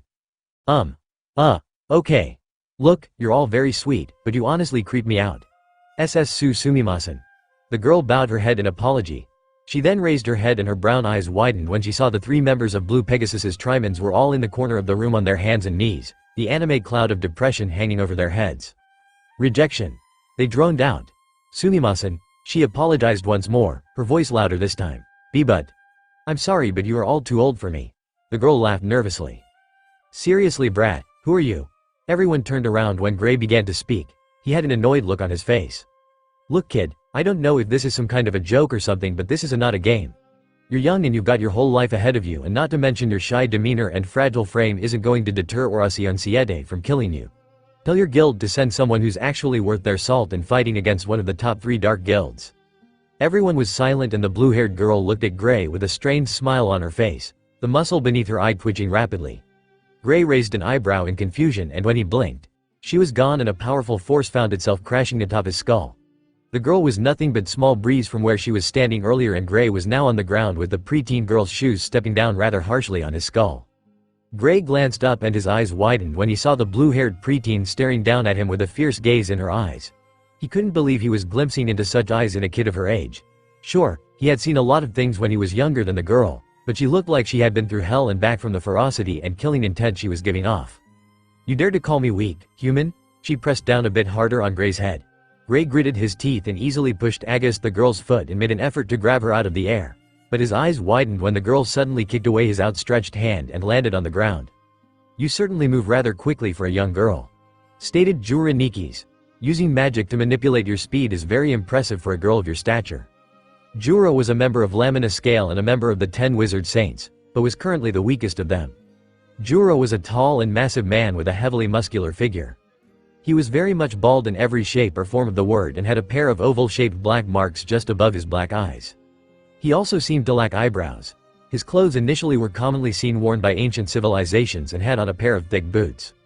His chest was bare, being only covered by a series of dark belts crossing it diagonally, and around his neck he donned a short mantle, covered in horizontal blue and white stripes and sporting edges decorated by numerous short, yellow strings hanging from it. On his arms were tight-fitting green armbands almost reaching up to his shoulders, seemingly made from the skin of a reptile. Around his waist there was a long loincloth held up by a simple belt and sporting a motif composed of several arcs, with a single spot in each of their concave part and simple decorations above them. The loincloth was fur-lined, something which matched the design of his boots, almost completely composed of fur. The girl looked away from Gray and turned to Jura. She then took a few wide steps, appearing to move from side to side. The weakest wizard saint suddenly found the girl's long hair very distracting as a small gust of wind sent it billowing to the side with her black and blue cloak. Then, like Gray, Jura blinked. The girl seemed to have vanished into the wind, almost as if she had teleported. Thank you, I pride myself on my speed. Jura's eyes widened when he heard the girl's voice directly next to him. However, as soon as he turned his head, she was gone. Natsu sniffed the air for the girl and his head snapped to the left when he felt the wind blow in that direction. His dark eyes widened however when the voice of the young girl came from his right. Though, I am a bit disappointed that you think I'm using magic to augment my speed. Everyone's eyes glanced every which way in attempt to track the girl, but there wasn't any sort of hint to show that the blue-haired girl was making movement. There was no sound. Barely even a gust of wind marked her path. Up here. Everyone's heads snapped up, and when they looked to the staircase that led to the balcony level, they had finally made visual contact with the young girl. She was sitting at the top of the stairs with her hands crossed over her chest, or lack thereof if one were to compare it to Lucis or Urza's. What are you? Asked Uchiha Vandalei Kotobuki, the leader of the Blue Pegasus Trimons. Uchiha was a short and rather stout man with a distinctively big, somewhat rectangular face, a large flat nose which always seems to be shining, and prominent cheekbones. He has dark eyes and eyebrows, with a pair of lines pointing towards his nose below them, plus some stubble around his mouth and a prominent chin. His orange hair was initially kept in a wavy style with many curved spikes jutting outwards, with one acting as a fringe on the left side of his face. The man's attire consisted of a white suit with elbow-long sleeves, with distinctive pants ending below his knees in dark hems, adorned by blue Pegasus symbol on its left shoulder, over an orange shirt covered in many dark leaf motifs, possessing sleeves reaching down below his elbows and closed around the neck by a red bow tie, and elegant light shoes paired with light socks. The left part of his chest was adorned by a large flower reminiscent of a rose, and a wide, dark belt was seen hanging over his right hip. "Your parfum is one that bears the scent of the cleanest breeze and your speed is astounding," Uchiha stated with awe. The blue-haired girl's eyes became extremely serious as she looked down on the other members of the Light Guild Alliance from her perch. A powerful aura of sky blue-colored magic formed around her and suddenly the image of a white feathered dragon roared behind her. Her rounded pupils became slitted and she released a growl, baring her sharp teeth. Everyone's eyes widened as they witnessed these changes to her appearance and the representation of her magic power. It was like when Natsu was in a rage and the image of Igneel would appear behind him. "I am Kate Shelter's representative and I assure you that my power is very real as I am a daughter of the sky. I am the daughter of the Sky Dragon, Grandine, and as such, I am her Dragonslayer. I am the Sky Dragonslayer. My name is Wendy. Wendy Marvell. Light Guild Alliance Meeting House, Wood Sea, Fury." The house where the Light Guild Alliance had met was a beautiful little place. Despite its rather small outward appearance, the inside of it was shown to be much more spacious than one would think. Its walls were a deep royal blue akin to that of the guild mark of its own, Master Baba Blue Pegasus. It was a two-story building and since it was rarely used it wasn't all that furnished, only having a few pieces of furniture like a few couches and recliner chairs. There was a large staircase which led to the second level which was visible to all since said second level was shown to be similar to that of a balcony area which wrapped its way around the area of the house.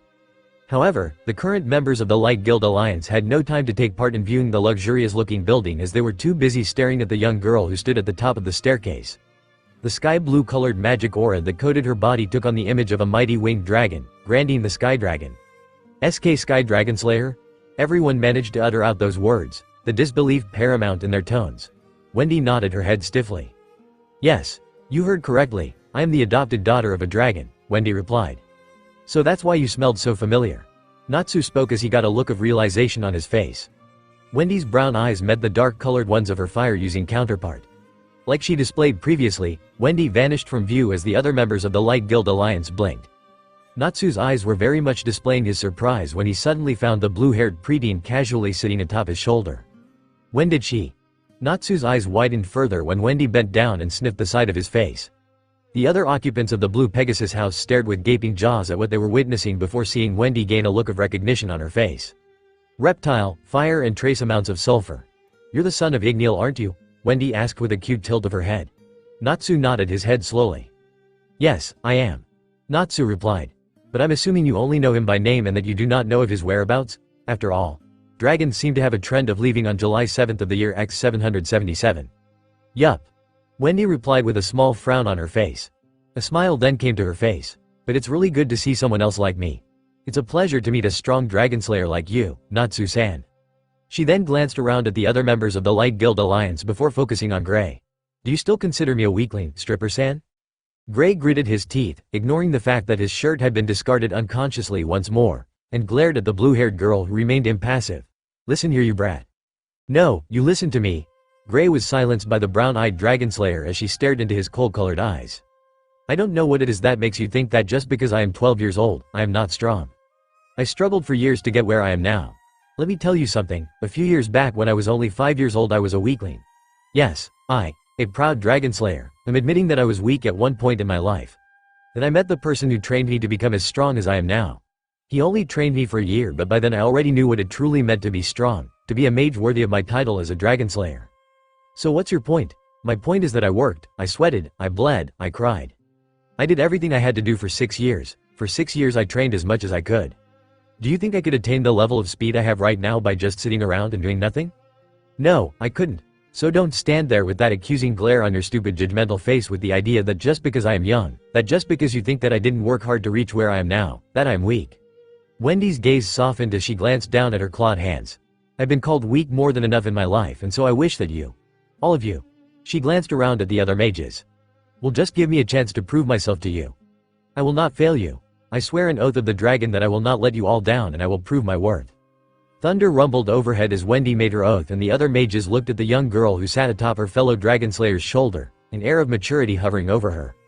A period of silence passed through the meeting place of the 4 light guilds before a panting sound was heard. Everyone turned to the open doors once more and they gained curious looks when they saw a small figure, a small bead of sweat tracing the side of its face. The creature was a white-furred cat with dark brown eyes, a small black nose and long whiskers. The cat wore a frilly pink dress and had a matching pink bow wrapped near the edge of its tail. The Cage Shelter Guild mark was printed in pink on the visible area of its left arm. "Wendy, I told you to wait for me," the white-furred exceed panted out. Wendy's own brown eyes widened as she saw the winged cat hover tiredly in the air. Everyone else's eyes widened as well while Happy had hearts in his eyes. It appeared the blue-furred exceed had found love at first sight for him.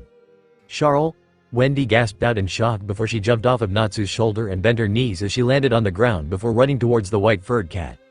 "Oh, by the dragons, are you okay?" "Yeah, I am, but I told you to slow down and wait for me," the exceed, now identified as Charles, replied. Wendy cringed a bit as she was hit over the head by Charles. "You moved too fast for your own good. I know I told you we might have been late, but the least you have done was take me with you." "I'm sorry, Charles," Wendy said as she scratched the back of her head in embarrassment, a habit she picked up from a certain blonde Dragonslayer. "I guess I forgot about the fact you can't move as fast as me, my bad." "You're bad indeed," Charles muttered before settling herself atop the black-clad Dragonslayer. Her large brown eyes then widened as she suddenly found Happy within her personal bubble. The pulsating hearts that were now his eyes made her rear her head back a bit. "What are you doing?" "I'm Happy." "That's a stupid name." Natsu gave it to me." Happy pointed at Natsu. "What's that supposed to mean?" Natsu mumbled. "I think it means that Happy just called you stupid." Gray and Lucy mumbled back to him. The Rosette's eyes narrowed at his exceed partner. The cat was always blunt. "Would you like some fish?" Happy asked his fellow exceed as he whipped out a silver-colored fish from the green cloth he always kept tied around his neck. Charles shook her head. "Nope," Charles replied with a deadpan tone of voice. Suddenly, Happy found himself in the corner of the room on all fours with tears streaming of his eyes. "Rejection," he muttered to himself. Everyone's sweat dropped at the blue-furred cat before turning to Charles. "A bit harsh, don't you think?" Lucy asked. Charles shrugged her shoulders.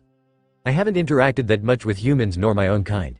Wendy and the master of Cage Shelter are the only two people I've ever interacted with, so I wouldn't really know the full impact of my words when I say them.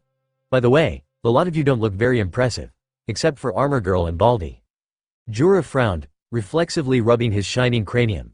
"Why does everyone always bring that up?" the wizard saint thought. It seemed that baldness was a touchy subject for the earth magic user. However, Gray took note of how Urza seemed to be a bit spaced out at the moment. Her brown eyes were glancing at a lock of red hair she was busy twirling around her armor-covered finger. "Oi, Urza!" Gray spoke to her, patting her on the shoulder. The Titania of Fairy Tail glanced up quickly from her hair and looked into Gray's black eyes. "I'm nothing like him," Urza exclaimed. Gray backed a while. Everyone who had been looking at Charles due to her earlier comments turned to the crimson-haired woman. "Whoa there, Urza. It's okay, it's just me," Gray said. "Are you sure you're okay? You seemed pretty out of it, and who are you talking about? Nothing like who?" Urza shook her head as she rubbed her eyes. "Sorry, just a lot on my mind. This mission, you know, fighting a dark guild of Oracion Siete's caliber is just now settling into my head." Urza mentally crossed her fingers, hoping her words would divert them from Gray's second question. Luckily for her, it did work. "Don't worry, Urza." Uchiha came up to the red-haired woman and held her hand. "The parfum of protection is with me. No harm shall come to." He didn't even get to finish as the brown-eyed mage punched away her fellow S-class mage and sent him rocketing into Jura, who easily caught the orange-haired man who now sported a large bump on his cranium. "Enough." The wizard saint spoke with mild irritation. "This squabble of ours has extended for far too long. Wendy Dono of Cage Shelter is a Dragonslayer. There is another talking cat like from Fairy Tail, and Urza Dono is right when she says that the magnitude of this mission is much greater than we could ever imagine. We have established those things. Wendy Dono, seeing as you are the newest of the group, I believe we should introduce ourselves to you." "That would be nice, Jura-san." Wendy smiled at the older mage. Jura smiled back at her before bowing respectfully. "Jura Nikis of Lamina Scale. The other members of Lamina Scale with me are Leon Vastia, Sherry Blendy, Yuka Suzuki and Toby." Jura gestured to each one of his guildmates. "You have met us, the handsome members of Blue Pegasus." Hibiki spoke with a heartwarming smile on his face, but Wendy's earlier encounter with them resulted in her shifting back slightly. "We are the Trimans, the pride and joy of Blue Pegasus. I am Hibiki and these are Ren, even our most distinguished leader, Uchiha-sama. And well, we're from Fairy Tail." Lucy smiled at the younger girl. "I'm Lucy and these are Urza, Natsu, Happy and... well, you've already met Gray." She turned to the black-haired mage with a nervous look on her face. Wendy nodded to the other members of the alliance and then bowed politely. "A pleasure to meet you." Wendy smiled cutely. The Sky Dragonslayer then gained a serious look which quickly replaced her smiling face. With pleasantries over, I do believe it is time we discuss what our plan of action is, correct?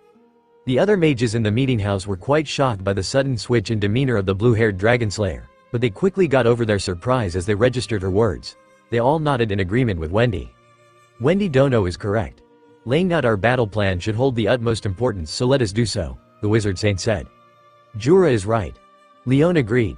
The Magic Council chose us 4 guilds to be their strike team to take them down, and so it's time we strike. Leon planted his right fist into his left palm to show his eagerness to fight against the Dark Guild. I concur, Hibiki said as he stepped in front of the group of mages.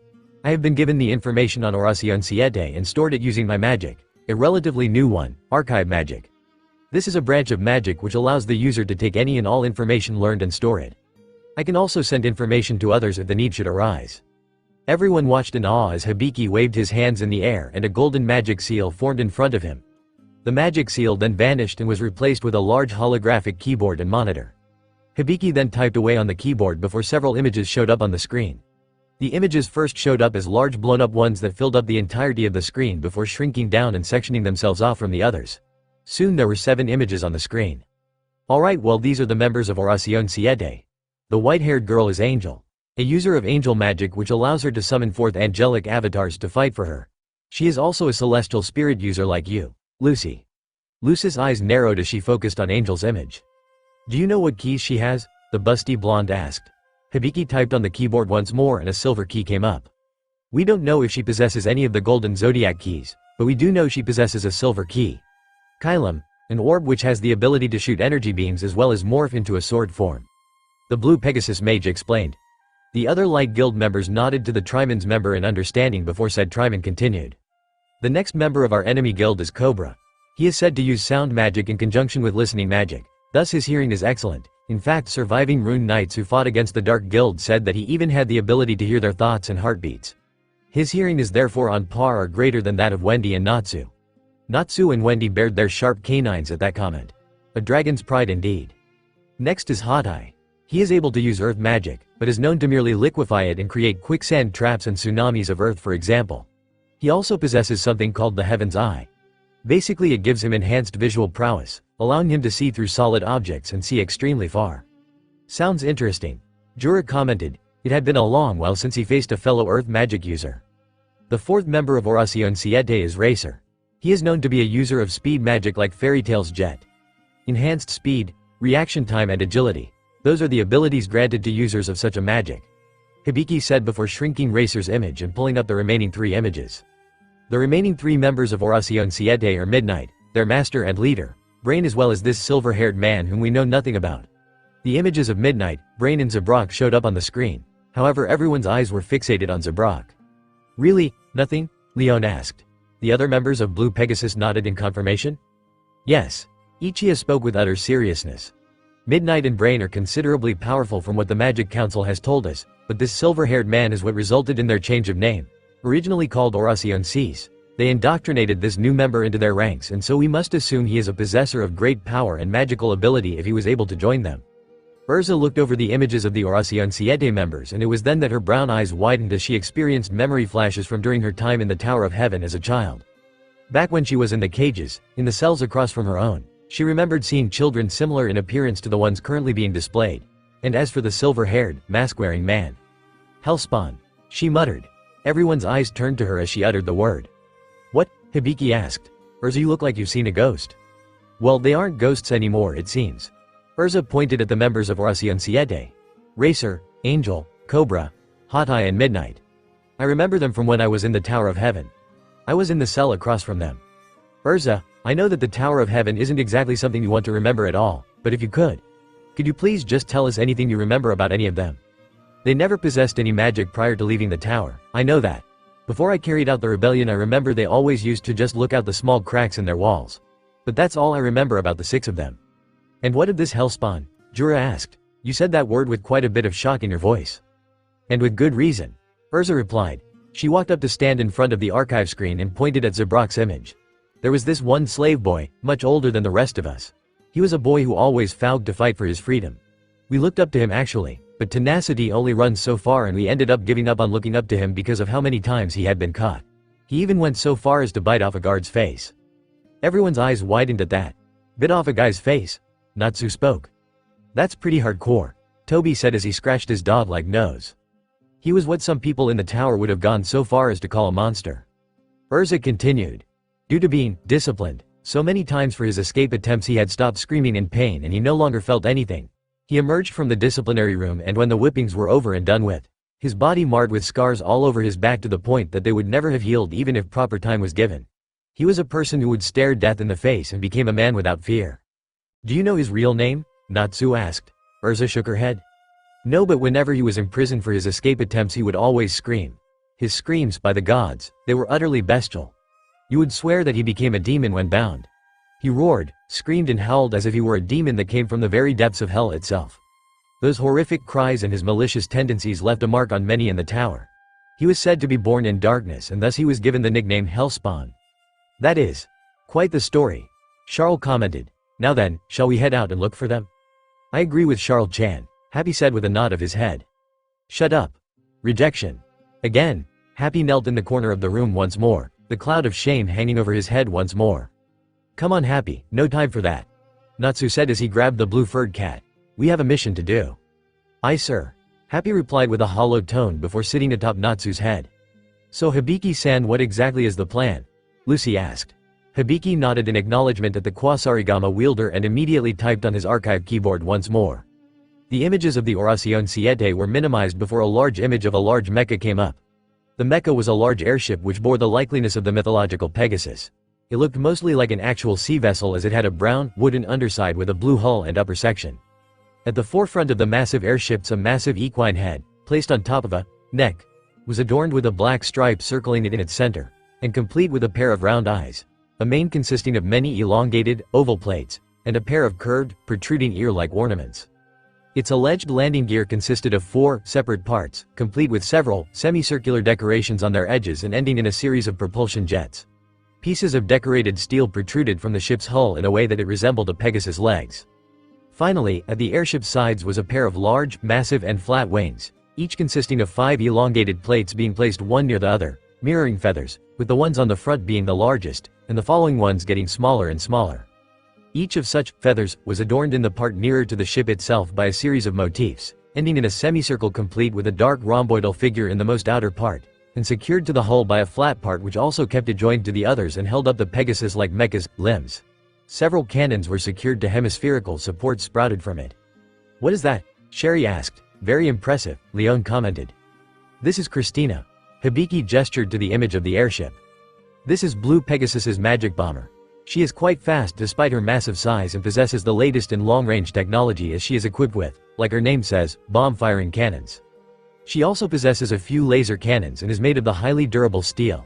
The plan now is to have Wendy Marvel escort us through the Wood Sea to the base of Oracion Siete, and once we have finally confirmed their location, I will radio to Uchiha-sama, who will be busy preparing the bomber for a swift assault. We will wipe them out in one strike. Woo-ah. Natsu and Happy gazed at Christina with stars in their eyes. So cool. Thank you. Master Bob paid a lot of money to get the magic bomber made, Ren said. Then if you don't mind, Wendy-san, please take the lead. Eve spoke as he knelt down beside Wendy. The 12-year-old Dragonslayer laughed nervously at the gentlemanly attitude of the blonde before edging away from the older boy. Charles. The Exceed caught on to the girl's distress and quickly swiped at Eve with his claws. A trio of red scars formed on the side of Eve's face and the blonde mage smiled at the Exceed. Keep away from Wendy or your face won't be the only thing being slashed at. She glanced down at Eve's groin with a deadly predatory gaze. Am I clear? Yes ma'am. Eve shuffled away and hid behind Ren and Hibiki. Hibiki deactivated his archive magic and then adjusted his tie. Alright men, let's move out, he said. The group complied, and with Wendy taking point, they followed the Kate Shelter mage out of the meeting place and into the bowels of the Wood Sea. Wendy and Charles were in the lead, followed by the member of Fairy Tale, Lamina Scale, and then Blue Pegasus. Urzaheim, why not walk alongside me? Uchiha said with a wink as he walked up beside the crimson-haired Requib mage. His sparkling visage appeared to shine even brighter as he held a rose in his hand, which he held out the beautiful 19-year-old. I shall protect you with the parfum of love. No thank you, Uchiha-san. Urza said with a small smile on her face, obviously forced. I can manage on my own, but the offer is to be considered. Uchiha froze in place as Urza walked forward to stand beside Wendy and Charles. The group of Blue Pegasus mages and Fairy Tail mages watched Urza in confusion as she walked ahead of them and then out the door. Lamina Scale watched the other two guild groups with confused expressions as well. "What's with those looks?" Toby asked. "Is something wrong with Urza-san?" "Well, we would think so," Natsu said. "Yeah, usually she punches the crap out of Uchiha when he tries to flirt with her, but now..." Gray raised a suspicious eyebrow. "She is beginning to love me," Uchiha exclaimed with tears rolling down his cheeks. Everyone's sweat dropped at the sharp angle-faced mage. "My endless display of affection is finally getting through to her, the perfume of men prevails." All hail Uchiha-sama. Hibiki, Ren and Eve bowed to their orange-haired leader while said orange-haired man sparkled with even greater intensity. I see." Leon stepped up to his fellow student. Gray, I know I haven't witnessed Blue Pegasus a lot, but do you know how he is sparkling like that?" Gray sighed and scratched his head. "We've been wondering that for years, my brother." He patted Leon on the shoulder. "For years." The group then continued with their moving out and followed after Urza, who was still being a bit distant from the group, but they paid it no special attention since they had to focus on the mission. While Fairy Tail did put Nakama above all else, it wasn't to be tolerated in this group effort. Plus Urza could take care of herself, that much was certain. "Men," Uchiha raised his hand to the skies, sparkling like he always did. The members of the Light Guild Alliance all turned around to face the orange-haired mage. "What is it, Uchiha-sama?" Ren asked. "Well, we have been walking for quite a while and I think we've ventured far enough into the Wood Sea to say that we've reached near enough to the northern sections. Isn't that right, men?" The group turned to Wendy for an answer. The cloak-wearing Dragonslayer glanced around the area, her ears twitching and tilting her head upwards to sniff the air. She then turned and nodded. "We're growing closer north, yes. It will only take 20 minutes time to reach the actual area of the Wood Sea where the ore thought to be located." "Why do you want to know that?" Leon asked. "Because, men." Uchiha winked his eye, causing the silver-haired ice make user to shudder in disgust. "With this we can be sure that the perfume of greatness shall appear. I, Uchiha of Blue Pegasus, shall venture back to the meeting house and contact HQ to ready Christina, the magnificent magical bomber, men." "Uchiha-sama, you're so brave to venture through this forest by yourself so you can prepare Christina." Hibiki bowed lowly to the man. Ren and Eve followed their fellow Triman's members' example and bowed to Uchiha as well. "Your wisdom knows no bounds, Uchiha-sama," they exclaimed with anime tears streaking down their faces. Everyone's sweat dropped at the sight. Jura then stepped forth and walked up to stand beside Uchiha. "It will be dangerous to walk through the Wood Sea by oneself. I will accompany Uchiha Dono back to the meeting house," the wizard saint said. "But Uchiha-san, how will you find us once all is said and done?" Wendy asked. Uchiha smirked confidently and winked at the daughter of Grandine. The brown-eyed Dragonslayer shuddered in disgust like many others before her, and Charles took a protective position in front of her best friend. "My dear Dragonslayer, I have smelled all of your lovely perfumes. The sense of Nakama can never be forgotten, and so once I have readied Christina for battle with Jura-san, I shall follow the perfumes back to you all. My Nakama." Men, Uchiha spoke with an exaggerated tone that made his words a bit more dramatic than necessary. "Truly an amazing man." The other Triman's members clapped for their leader. "How can you clap for this guy?" Everyone else cried out in alarm. Once they calmed themselves down, Uchiha and Jura bid their Nakama farewell and headed off into the Wood Sea to go back to the meeting place and radio for Christina's preparations. The other Light Guild members headed off into the brush, trekking north through the foliage. Once the group was out of sight, the two S-class level mages trekked through the foliage, but kept their guards up as one does not simply wander through unknown territory. Jura and Uchiha observed the forested area of the Wood Sea. The greenery was very eye-catching, along with the strange species of animals that walked in and out of the brush. Lizards that appeared to be made out of stone, extremely large snakes, and a few jungle cats that bore skulls akin to that of canines. "This place truly is amazing, wouldn't you agree, Uchiha Dono?" the wizard saint asked.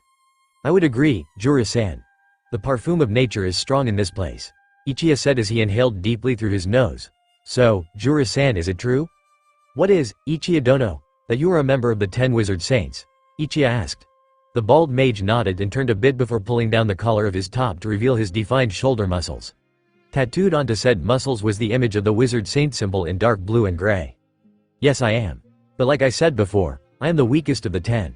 The power gap between myself and people like Makarov Dono, Jose Dono, and the 4 gods of Ishval is much too great to even consider me a threat to them," Jura replied. Uchiha nodded before a smirk came onto his face. "Insert music. Fairy Tail Guild Darkness. But you're a threat to us." Jura stopped walking as Uchiha stepped in front of the bald wizard saint. Uchiha drew a red vial from his coat pocket and removed the cork. "Perfume magic. Paralyzing parfum." Jura's eyes widened as the red stream of smoke rose from the vial and Uchiha shoved it in his face.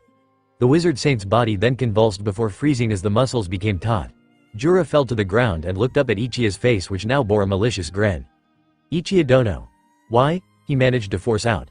Then his dark eyes widened as he saw his fellow mages had left without him, so he couldn't call for help. Not to mention that Ichiya suddenly exploded into a puff of smoke to reveal two tiny, blue gremlins. Gem and Minnie, the spirits of the Golden Gate of the twins, hopped atop Jura's bald head. "Did we do good, Angel-san?" Gem asked. Jura's eyes then looked further upwards as a shadow covered his form. Angel, the long, white-haired member of Oracion Siete, stood before the wizard saint. Her golden key for Gem and Minnie held tightly in her grip. "Oh, now look what we have here. A poor lost mage." "Where is Ichiya dono?" Jura growled out. "Oh, that waste of space is probably unconscious in the forest far from your location. Gem and Minnie did such a good job beating up the old pervert, didn't you?" She patted the two celestial spirits on their tiny heads. The two spirits blushed at the praise before nodding rapidly. "Yes, Angel-san." Gem spoke.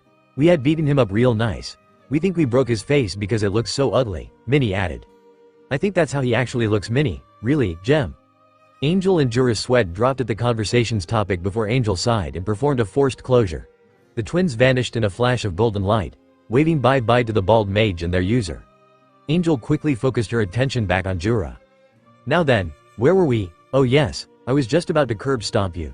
Jura's eyes widened as Angel raised her high-heeled boots and positioned them over his bald skull. "May the angels watch over you in your sleep." "Not," she slammed the boot down and Jura's eyes rolled up into his skull as blood flowed from his wounded skull. Wendy looked back to see the fellow members of the Light Guild Alliance following dutifully behind her. Charles quickly flew away from the group to escape the annoying blue cat that was happy. The white-furred Exceed settled herself atop of Wendy's head before looking down at her partner. "Wendy, I'm curious to wonder how it is that you will be able to lead the others to Oracion Siete's location. Since when have you been able to find them?" Charles asked. "Master Rubel gave me the information needed when he had finished communicating with the Magic Council," Wendy replied. "They lie further north from our previous location, and so all I have to do is just navigate through the Wood Sea to the northern portions. Simple." "And once we get to the north?" Charles looked down at her friend. The blue-haired Dragonslayer opened her mouth to reply, but her throat suddenly felt a bit dry. A blush of embarrassment formed as she ducked her head and poked her index fingers together. Maybe. No, well I could. We do the thing with the other thing and then use that one."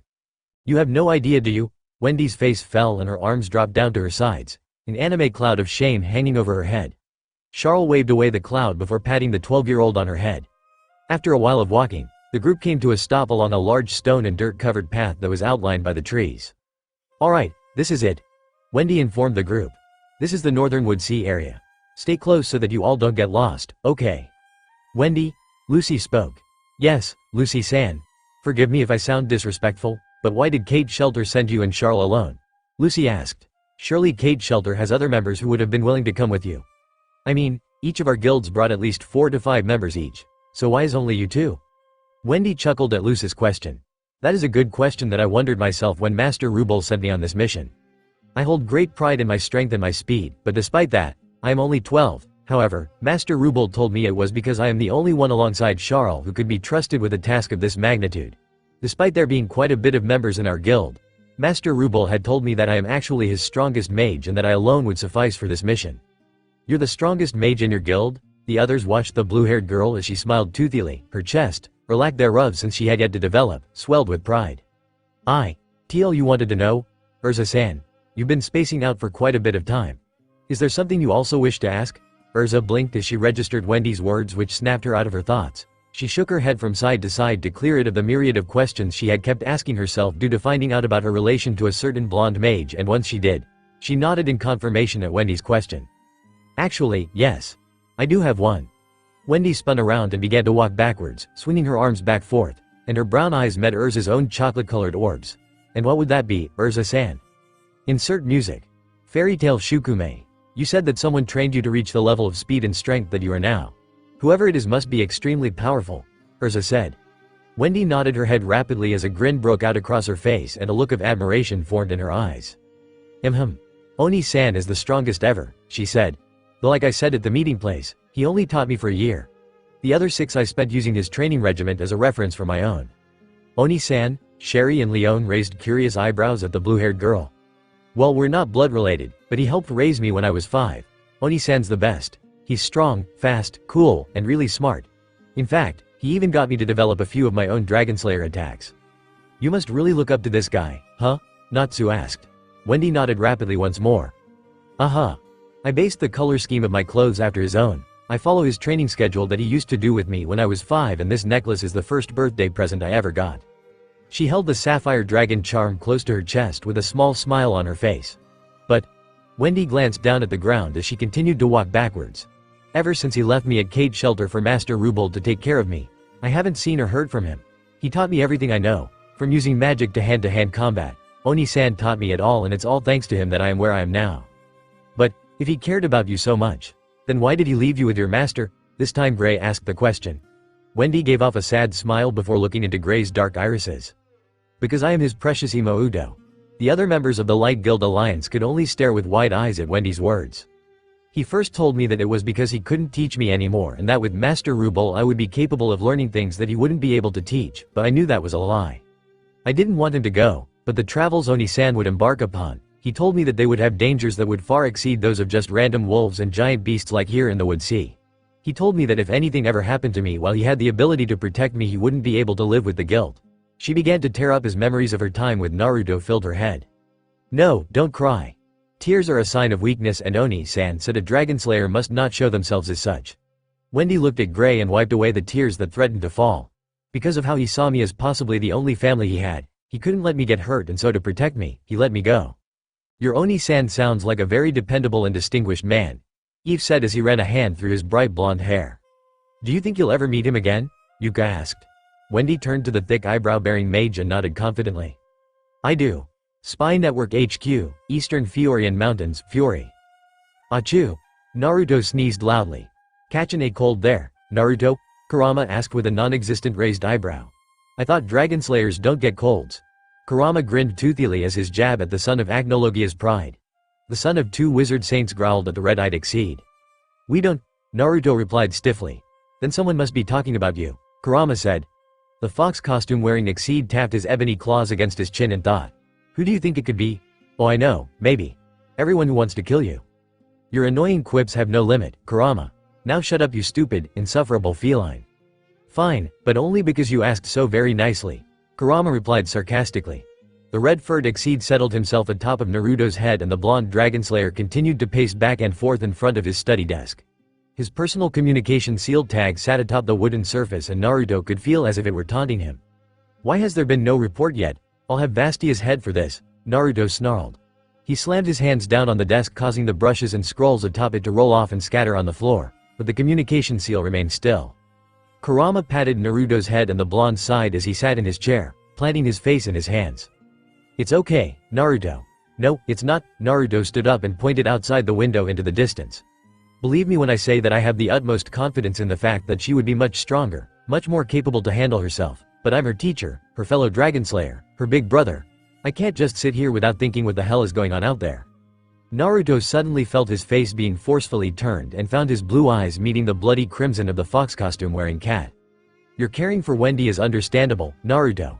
I worry for her too now that I know that Cage Shelter was one of the 4 guilds chosen for this classified mission.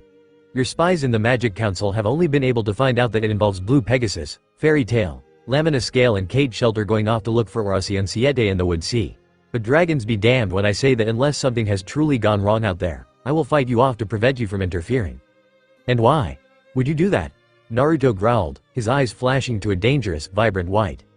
Because she is your student and your Imoudo. With that knowledge, I know that she is strong enough to handle herself.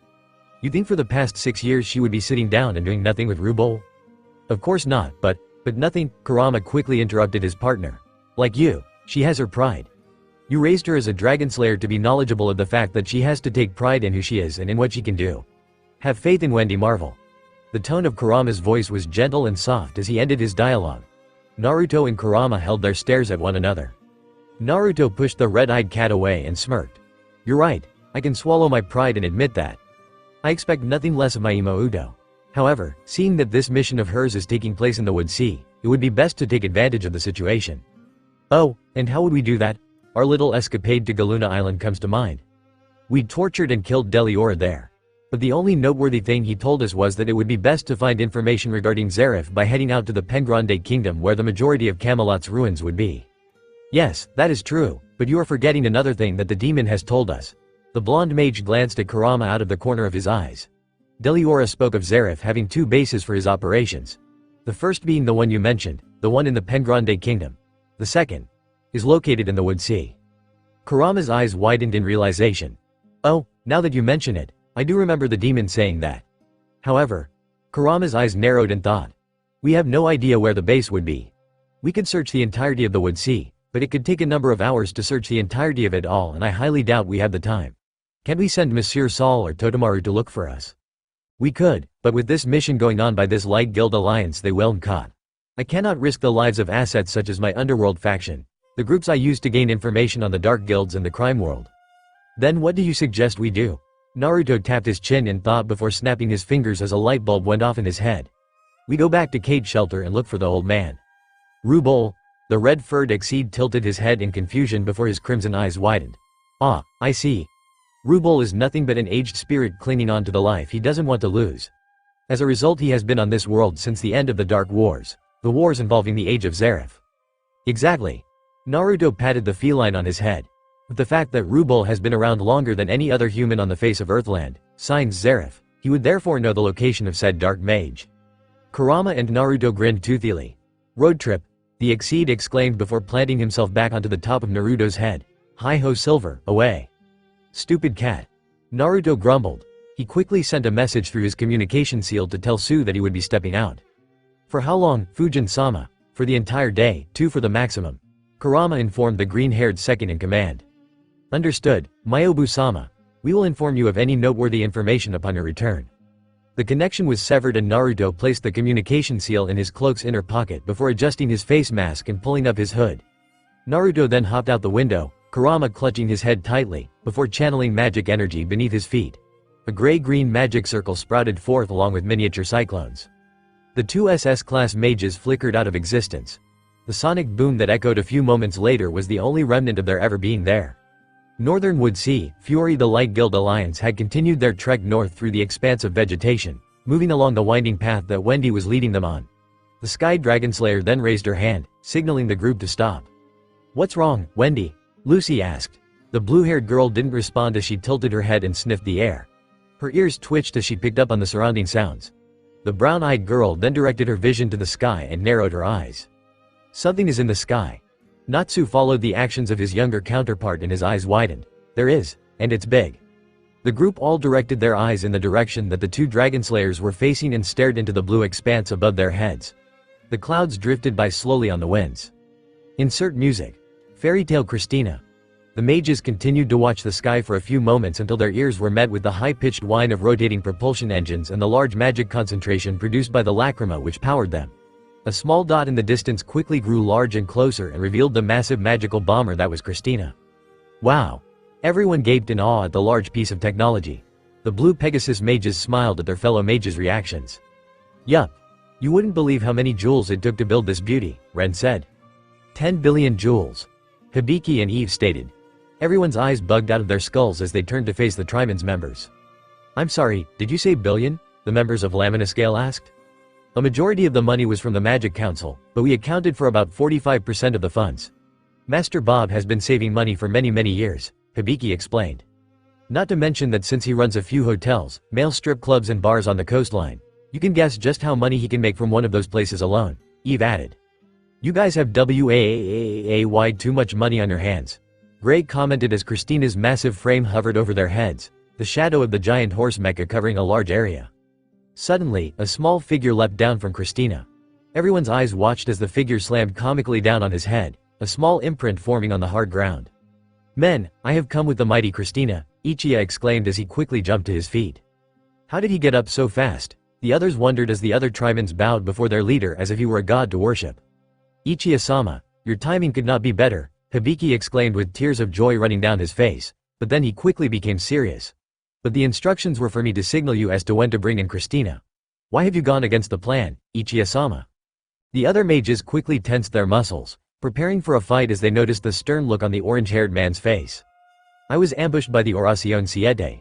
They sent an angel to deal with me, but luckily my parfum of durability allowed me to survive as I nearly died, knowing that if I was targeted, my nakama would also be. Then that means that the uchiha who was with us back at the meeting place was. Sherry was cut off as Leon. Suzuki and Toby turned to each other in alarm. Jur is in danger, and just as they said that, a massive explosion echoed throughout the atmosphere. Turning their heads to the skies above, their eyes widened as they saw the remnants of what obviously had been massive blast of green and black magic energy, the wisps of said energy diffusing through the air. The hull of Christina had been blasted apart to show a massive hole. 2 more blasts impaled the wings of the once mighty contraption before she went veering off course and crashed into the forest area a few meters away. The crash caused the ground to shake and the mages were all stumbling about as they aimed to regain their balance. Once the quakes of the earth had stopped and the present Light Guild Alliance members were all steady, they all shifted into battle-ready stances.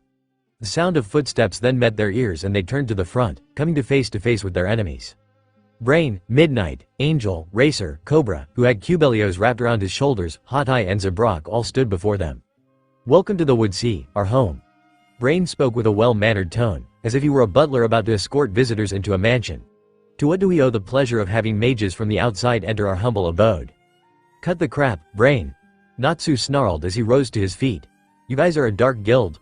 Oracion Siete has threatened the peace of Fury and so we have been sent to put an end to your schemes." Brain chuckled in amusement at the young boy's words. "Oh my, are you sure you can carry that out?" Natsu's fists burst into flame. Gray summoned forth a black sword of ice. Lucy flexed her arm and the chain around her arm slackened so that it uncoiled from her arm and she caught the side blade of her kusarigama. Urza was in a bit of a daze as she stared at the people who were once her fellow slaves. She then shook her head as she got rid of the sympathetic and empathetic feelings she held for them. They were once like her, alone and afraid, but with their freedom they made their choices. She summoned Caliburn in a flash of light and platinum flame, and I made mine. As the two parties glared at one another, Zabrak's massive frame shifted to the side so he could stare at Angel. "You left the wizard saint alive, yes?" The white-haired beauty nodded as she adjusted a lock of her long hair. "Yes. All I did was kick him in the head. He was out like a light, but he might have a headache when he wakes up." "Good." Zabrak nodded in satisfaction. "I have no time to deal with worms such as these." "You were the one who attacked Jura?" Leon glared at Angel with murderous intent. He slammed his hands on the ground and a massive ice tiger sprouted forth from the magic seal, but just as it reached in front of the lone female of Oracion Siete, the tiger was shattered into mere shards as Zabrak batted it away with his hand. Brain smirked at the shock on the faces of the. "This is the strength of Oracion Siete. Your spells are no match for the titanic strength of Zabrak Grandful. Fairy Tail may have a titan, but we have our own." Zabrak stomped his foot on the ground and the earth shook from the force, a small crater forming beneath the foot he used. "And now then, it is time that we move on from simple introductions. I know you all and you all know us, but I have no interest in you other guilds. Fairy Tail. Blue Pegasus. Lamina Scale. No, none of you interest me." Brain then turned to Wendy and Charles. "But Kate Shelter has used to me." Wendy's brown eyes gained slitted pupils and she growled, baring her sharper than usual canines. You bastards." Wendy snarled. Charles gripped her partner's hair tightly. "Wendy, remember to not run in head first." "What are you talking about?" the Sky Dragonslayer asked. "What use could I possibly be to you?" The preteen spoke with a defiant look on her face, but the sinister aura the man was giving off coupled by his killing intent made the proud Dragonslayer's legs tremble slightly.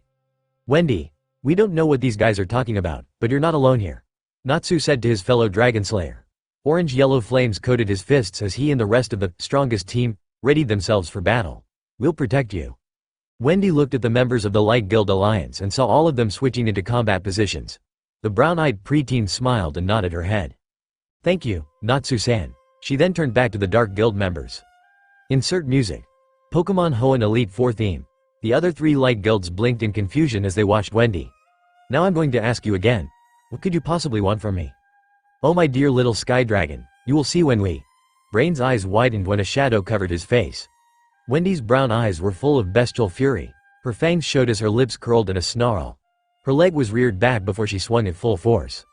Cobra and Cubelios has quickly reacted and the violet-scaled snake wrapped herself around the Sky Dragonslayer's assaulting limb, halting her leg's movement before Cobra went in for a punch.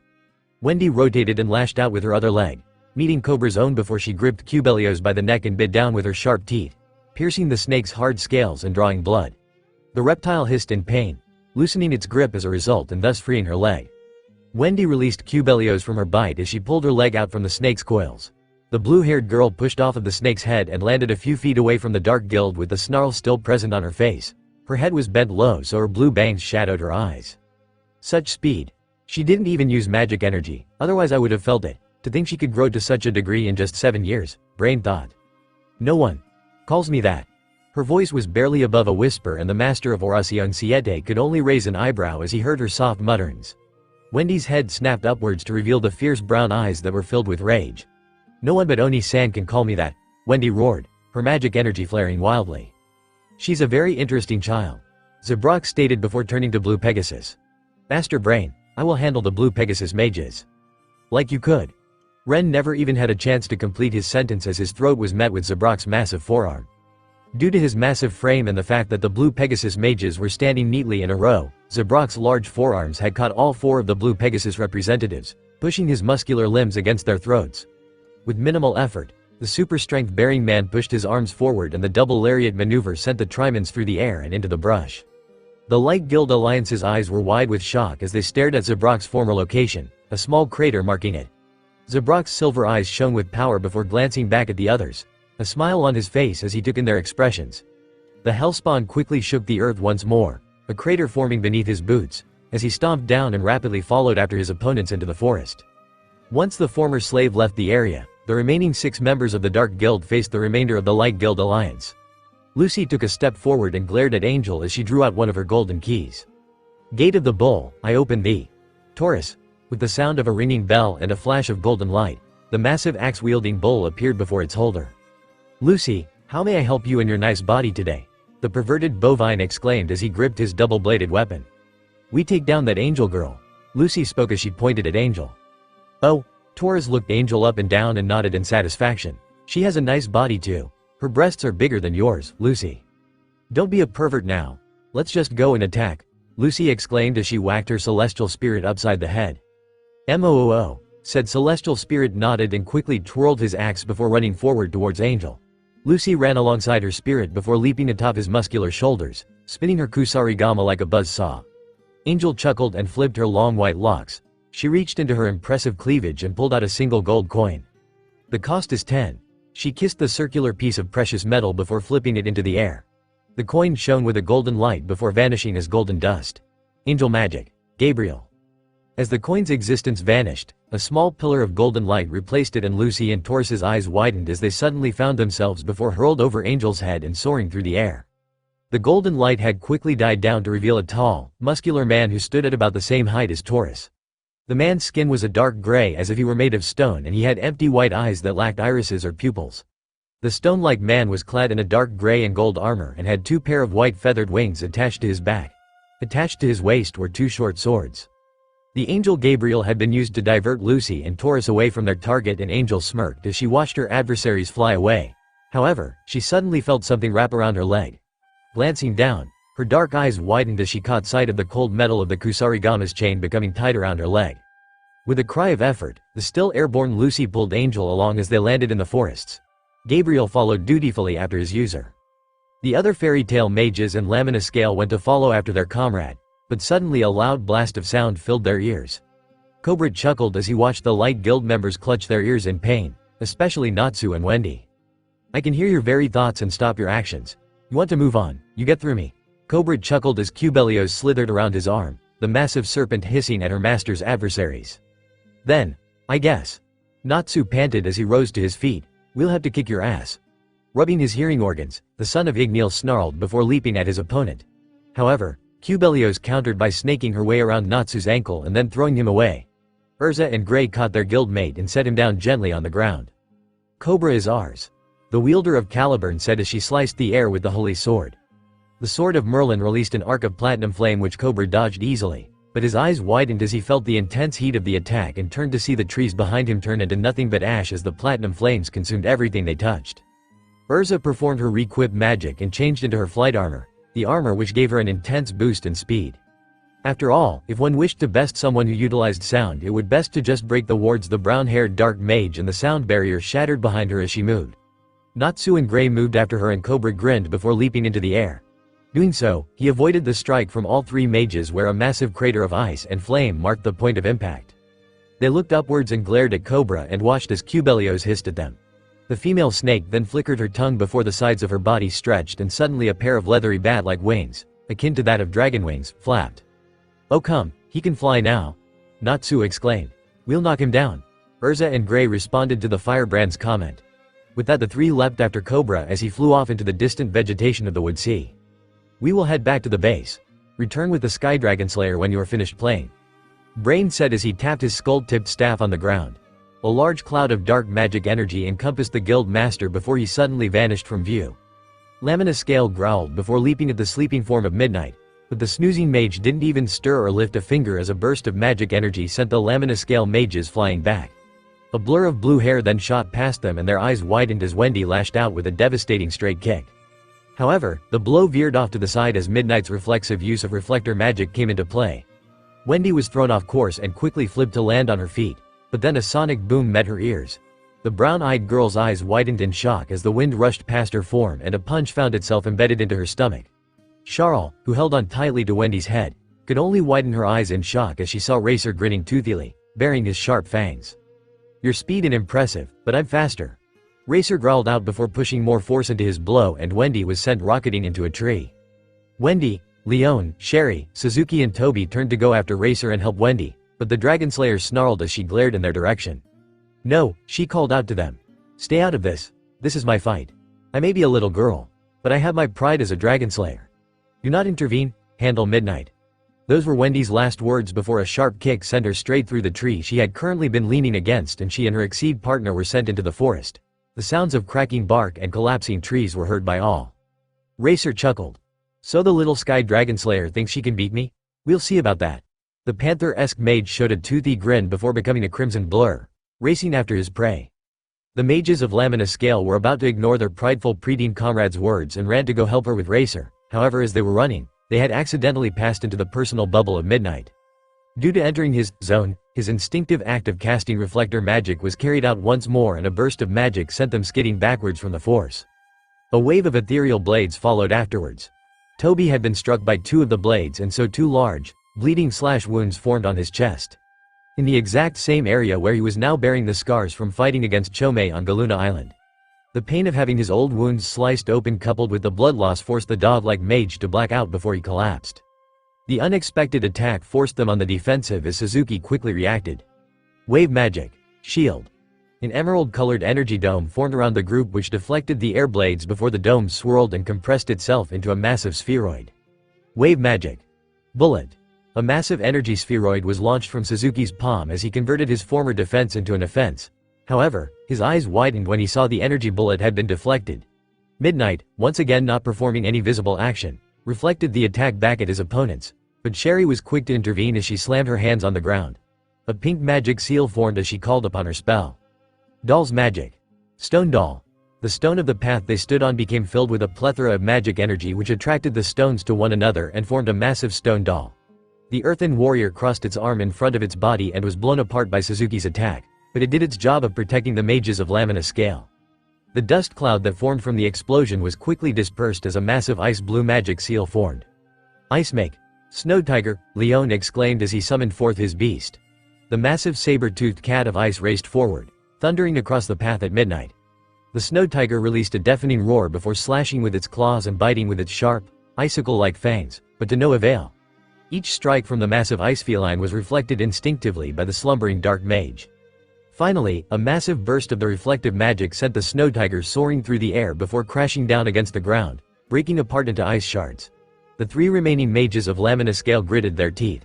This fight would be harder than they thought. Insert music. Infinite Stratus. The Battle of Is. Unknown area, Wood Sea. Fury Zabrak picked his ear in boredom with a pinky, mining for whatever it was that was making his ear canal itch. The parfum of victory is hand. Uchiha exclaimed as he held out a fan in his hand that he pulled out from somewhere on his person. Sparkles then appeared out of nowhere around his face and body. Men. The words seemed to echo through the air and Zabrak stopped picking his ear and glanced at the diminutive blue Pegasus mage. Your body is sparkling. How do you do that? The silver-eyed giant asked. With the power of men, yes, Uchiha-senpai. You're the greatest man alive. The members of the Triman squad clapped for their leader. Zabrak's eye twitched in annoyance. I'm not even going to comment on how stupid and gay that sounded. Zabrak then shifted his feet apart and held up his fists. Now then, if you all aren't too busy fawning over your leader's sparkles, I'd like to see how I fare against the mages from one of the strongest guilds in Fury. Hopefully your appearances are just masks for your true power. The parfum of overconfidence is strong with you, Zabrak Grandful. However, we, the Trimans, will defeat you, Uchiha roared with vigor. Zabrak grinned beneath his face mask. His distorted breathing altered even more as he began to laugh. So you think you can defeat Oracion Siete? Foolish Light Guild members, I am the Oracion Siete. You're a madman is what you are, Ren exclaimed. Attack! The Blue Pegasus members all charged at the former slave. Zabrak scoffed before raising his leg into the air and then brought it down harshly. The earth quaked and shook from the force of the stomp. Uchiha, Hibiki, Ren and Eve stumbled as they ran towards their adversary, their eyes wide with shock. Impossible, with just a stomp. Eve's eyes widened. However, being the most fleet-footed of the Trimans, the blonde Blue Pegasus mage quickly caught himself and went into a forward roll as he stumbled forward. Snow Magic. White Fury. The blonde quickly pushed himself up from the ground after completing his forward roll and slammed both of his palms forward. A raging blizzard rushed forth from his palms from the ice blue magic seal that formed in front of him. Zabrak crossed his arms in front of his body and gritted his teeth as his vision was obscured and the biting cold rushed across his skin. However, once the blizzard subsided, he was greeted to the surprised look on Eve's face. Zabrak shook the snow and ice off of his body, crashing his fists together with enough force to crack the remainder of the ice off of his arms. Eve went to attack the giant of a man with kick to the chest, but the strike was easily avoided as Zabrak sidestepped the strike. As the blonde mage soared past him, the silvered Eve out of the air and punched him away. The blonde mage tumbled through the air before skidding past his fellow guild members. Eve! Ren growled at Zabrak. Bastard! Ren quickly channeled magic energy into his feet and sped towards Zabrak. The 7-foot-tall mage raised an eyebrow as Ren neared him and drew back his fist, but the black-haired mage suddenly vanished from view. A gust of wind showed just how quickly he was moving. Zabrak blinked in mild astonishment. So it seems the members of the Light have some fight in them. Interesting. He glanced at the other two Trimans members with a slightly hopeful look in his eyes. Let's see if these two can do as well as. However, before he could move towards Hibiki and Uchiha, he was forced to glance backwards when he felt a small force impact with his back. Air magic. Aerial shot. Ren slammed his hands on the ground and numerous cracks appeared in the earth. Numerous polal rs of pressurized air then burst forth from the magic seals that formed at a multitude of areas so that there were now a few boulders hovering in the air. Ren then thrust his hand forward and the air was pushed forward and the boulders rocketed through the air towards Zabrak's body. The silver-eyed former slave growled before turning and clapping his hands together with great force. The force of the clap generated a massive shockwave that kicked up a massive amount of dust and dirt as well as shattering the rocks. Ren gritted his teeth before raising his arms to prevent himself from being afflicted by the dust before thrusting his hands forward once more. Air magic. Aerial. A massive dome of air encased Zabrak. The mask-wearing mage's already distorted breathing became even more so as he felt it becoming very hard to breathe. His magic. He's draining the oxygen from the air. It's becoming difficult to breathe. Zabrak growled before tightening his fists and then raising them above his head. With a roar he crashed his massive limbs down on the ground and the earth cracked and split apart. Ren's eyes widened as the crack widened to the point that even his legs were stretched further apart. The loss of focus allowed Zabrak to quickly touch the air dome and apply his magic. Density magic. Rensa, Jane. The air dome's density lessened more and more as Zabrak applied his magic into the air molecules. The lower density resulted in the mass and volume of the particles to decrease and thus they dispersed as Zabrak punched through the dome of pressurized air. However, Zabrak had also channeled magic into his punch and sent forth a massive bullet of silver-black colored magic energy. Density magic. Ochita Hoshi, Falling Star. The magic bullet increased in size and soon a massive bullet of dense air infused with magic crashed into Ren Akatsuki's form. The dark-skinned mage's eyes widened as the force impacted with his body. Spittle and blood flew forth from his mouth as his ribs cracked from the force. Zabrak quickly channeled magic into his muscle-bound form, lowering his own density to make himself lighter. His muscles compacted as the volume and mass decreased before he sped forth from his spot. Ren couldn't even register the hit as the massive titan of Oracion Siete bludgeoned his skull with a crushing blow to the skull. Like a rag doll, Ren crumpled to the ground with blood leaking from his cracked skull. Zabrak then twisted as he felt movement behind him and saw Uchiha and Hibiki running towards him with their fists drawn back. Men! The orange-haired mage yelled out as he inhaled a blue mist. His arms suddenly expanded in size and became very muscular. However, Zabrak merely crossed his arms in front of his body. Hibiki and Uchiha froze as their fast-moving fists impacted with the armor-like skin of the silver-haired giant. The two then released cries of pain as they drew back their hands, clutching them as blood flowed from the flesh beneath their peeled-back skin and their fingers were also bent at unnatural angles. "What are you?" Hibiki grunted out, a very disappointed man. I was hoping to get more out of you Blue Pegasus mages, but sadly you are not even worth the effort. Only your dark-skinned friend put up any sort of challenge, and that was because he nearly suffocated me when placing me inside a vacuum." Zabrak sighed and ran his hands through his hair. "Drown in darkness." Zabrak snarled as his eyes suddenly seemed to glow with a light of ferocity. He punched Hibiki across the face and sent him spiraling into a tree with enough force to crack the bark. His silver eyes then widened in mild shock as he saw Eve had actually gotten back up from his earlier attack. However, before Eve could strike with a double palm strike, Zabrak sidestepped the strike, and as the snow magic user soared past him, he grabbed him and planted a foot between the boy's shoulder while simultaneously grabbing his arms at the tricep before adjusting his grip to the wrist area. With a quick tug, Eve's arm popped out of their sockets. The Blue Pegasus mage didn't even have time to scream as Zabrak harshly planted the blonde's body into the ground. He then turned around before grabbing Uchiha's arm as the older mage tried to punch him with his other enlarged, muscular arm. Zabrak pulled Uchiha towards him and then spun the orange-haired man around, still keeping a grip on his arm, before pulling upwards to place stress on the man's harshly bent arm. A powerful crack was heard as Uchiha's arm was broken before he was gripped by his hair and lifted up into the air. With a war cry, the masked Orochimaru Siete member slammed Uchiha harshly into the ground. The small dust cloud that formed parted to reveal Uchiha back to regular size and unconscious with the blood flowing from his cracked skull. Zabrak rolled his shoulders and neck while sighing in disappointment. Such pitiful excuses for mages. I barely even used any power and they already fall beneath me. Just like the rest. Zabrak then walked off, his heavy steps causing the unconscious bodies of the Blue Pegasus's aces to jump lightly from the small seismic waves that were generated. Now then. Let's see if Jiraiya is worth his salt in being a wizard saint. Unknown area, would see, Fury with Wendy grunted as she continued to fly through several trees and branches before she finally managed to go with her momentum and kick off the bark of another tree. She landed deftly on her feet and glanced back into her cloak's hood. "Charles, are you okay?" she asked with pure concern in her voice. The white-furred exceed crawled out of her safe haven and nodded, wiping away the blood from the wounds she had gotten. "Yes, Wendy. I'm fine, but if you don't mind, I'm going to watch this fight from the branches." Charles chuckled nervously before frowning. "I know I'm supposed to be your guardian like Master Rubel said I should be, but you've always been the one fighting and I was the one needing protection, not you." The brown-eyed exceed glanced up into her partner's own brown eyes. Wendy petted the feline on her head and smiled softly. "You've helped watch over me the entire time I was at Cade Shelter. True, you weren't always the one to protect me when it was time to fight, but you always had my back when I was under emotional stress or when I always doubted myself for being weak whenever you got hurt. You're my rock just as much as Oni-san is. There is no way to completely repay everything you've done for me, so let me start by continuing to protect you, Charles." Charles nodded and smiled at Wendy as she noted the maturity of the 12-year-old's speech. Sprouting her white wings, the exceed hovered high in the sky. "Kick his ass," she called out, and Wendy merely nodded back to her. Wendy then turned back to the path of destruction that she had caused from being kicked through trees. Luckily, she had reacted quick enough to call upon her defensive spell, Armor, to protect her from the brunt of the impacts, but it still hurt like hell. Her ears then twitched as she caught on to the shift in the winds and she Duckerm blurred into existence, his arm outstretched from where his mist swipe was. Arms. Wendy's arms gained an increase in strength as she selectively powered up those specific limbs. She then grabbed the outstretched arm and spun around rapidly before raising Racer over her head and slammed him down on the ground. The older mage, however, managed to shift his body so that he wouldn't take too much damage and then slashed at Wendy with his other clawed hand.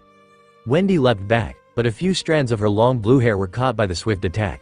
She skidded backwards and stopped as she watched Racer climb onto all fours. The two circled one another within the forested area. "Racer-san, tell me something." The fanged dark mage met his opponent's gaze. "What do you want with me? What did you want with me all those years ago and why do you want me now?" Racer smirked. "Back then, all those years ago when we first met you as a much smaller brat, we wanted you for your powers." "You wanted me for my powers? While you were training with your dragon here in the woodsea all those years ago, Master Brain had the opportunity to come across your draconian parent. Knowing not to deal with a creature of such power, Master Brain kept his distance and observed the dragon and eventually found the dragon raising you.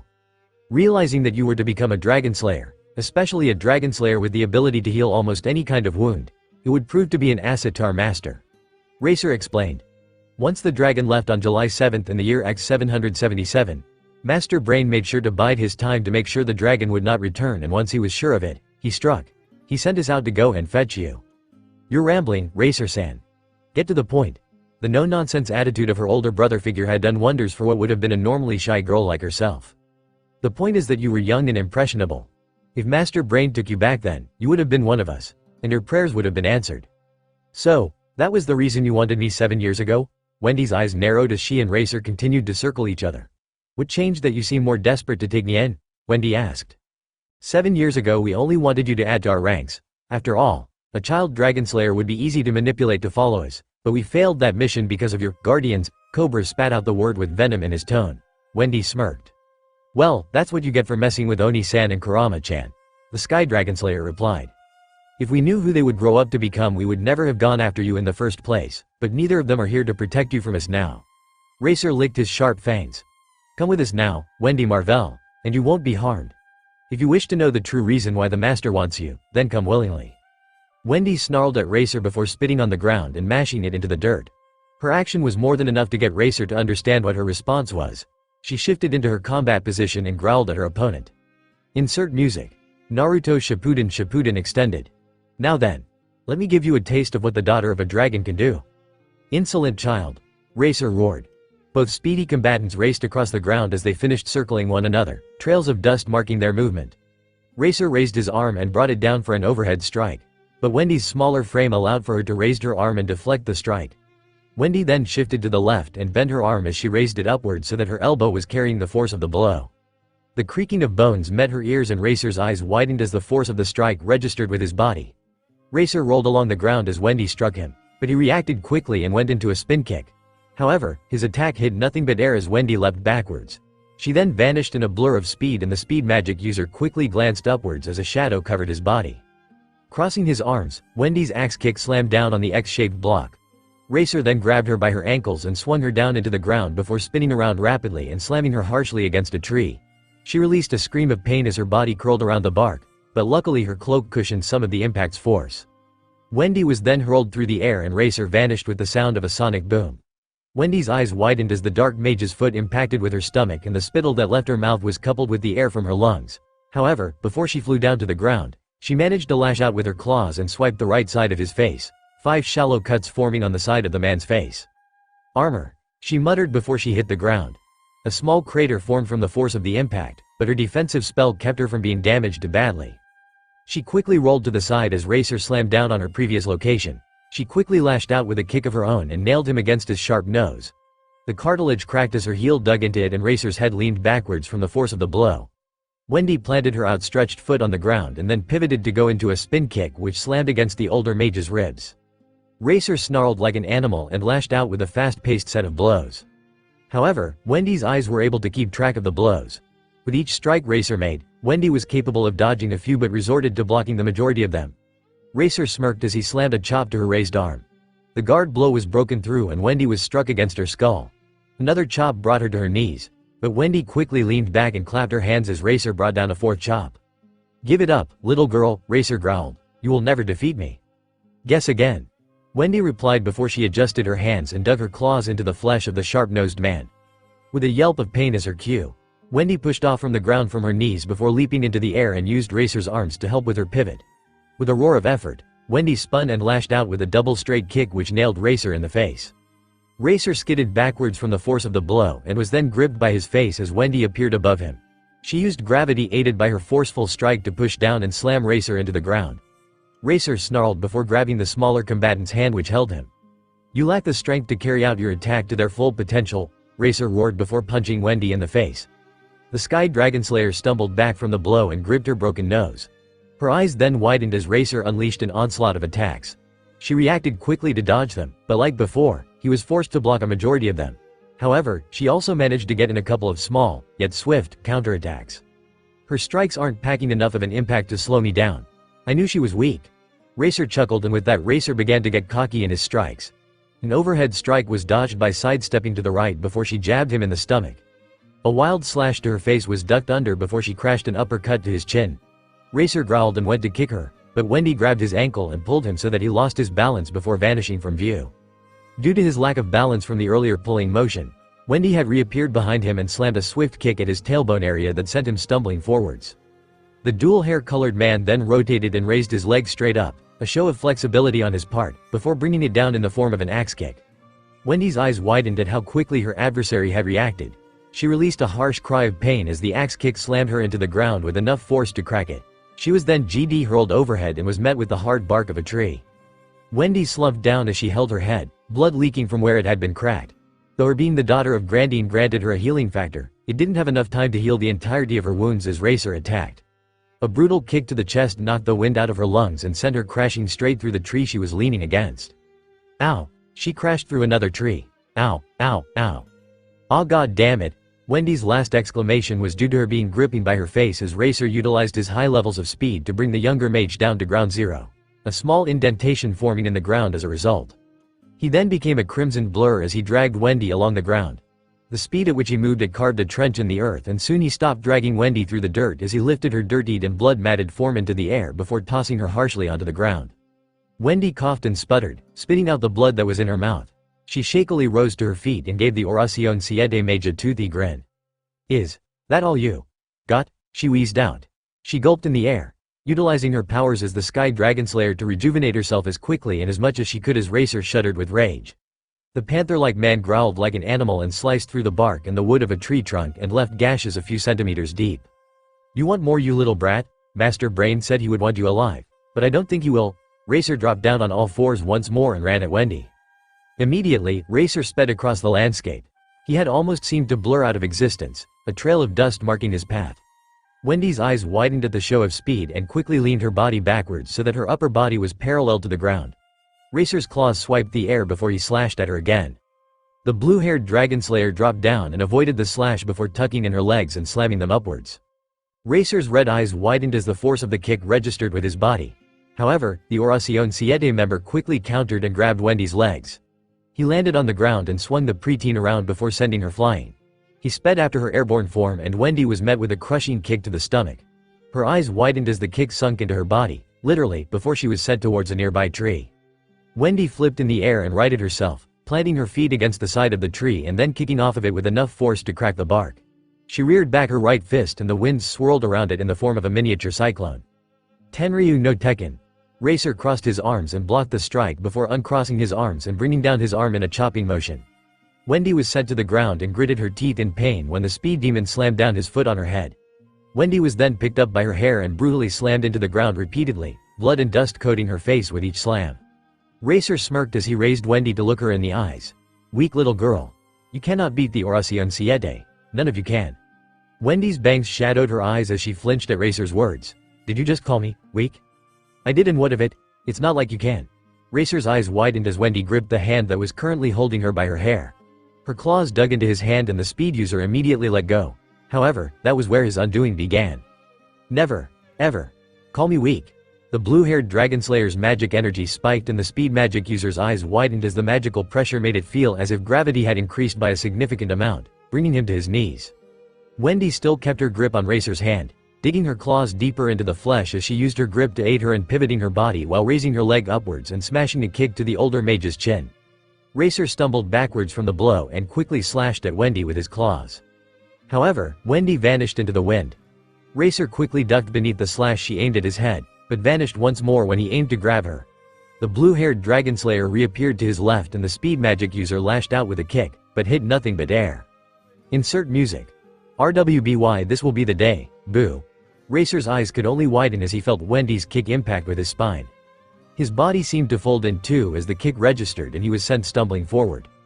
A punch to the face sent his head snapping to the right. Tenryu no Tekken.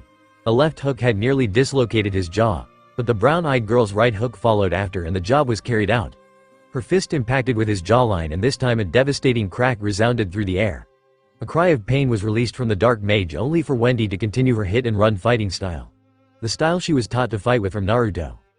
Wendy went back into her basic fighting stance that she was taught to utilize. She had her right leg in front of her left and was crouched down with her arms positioned in front of her as if she were about to box, but her hands were facing her opponent, claws pointed at him.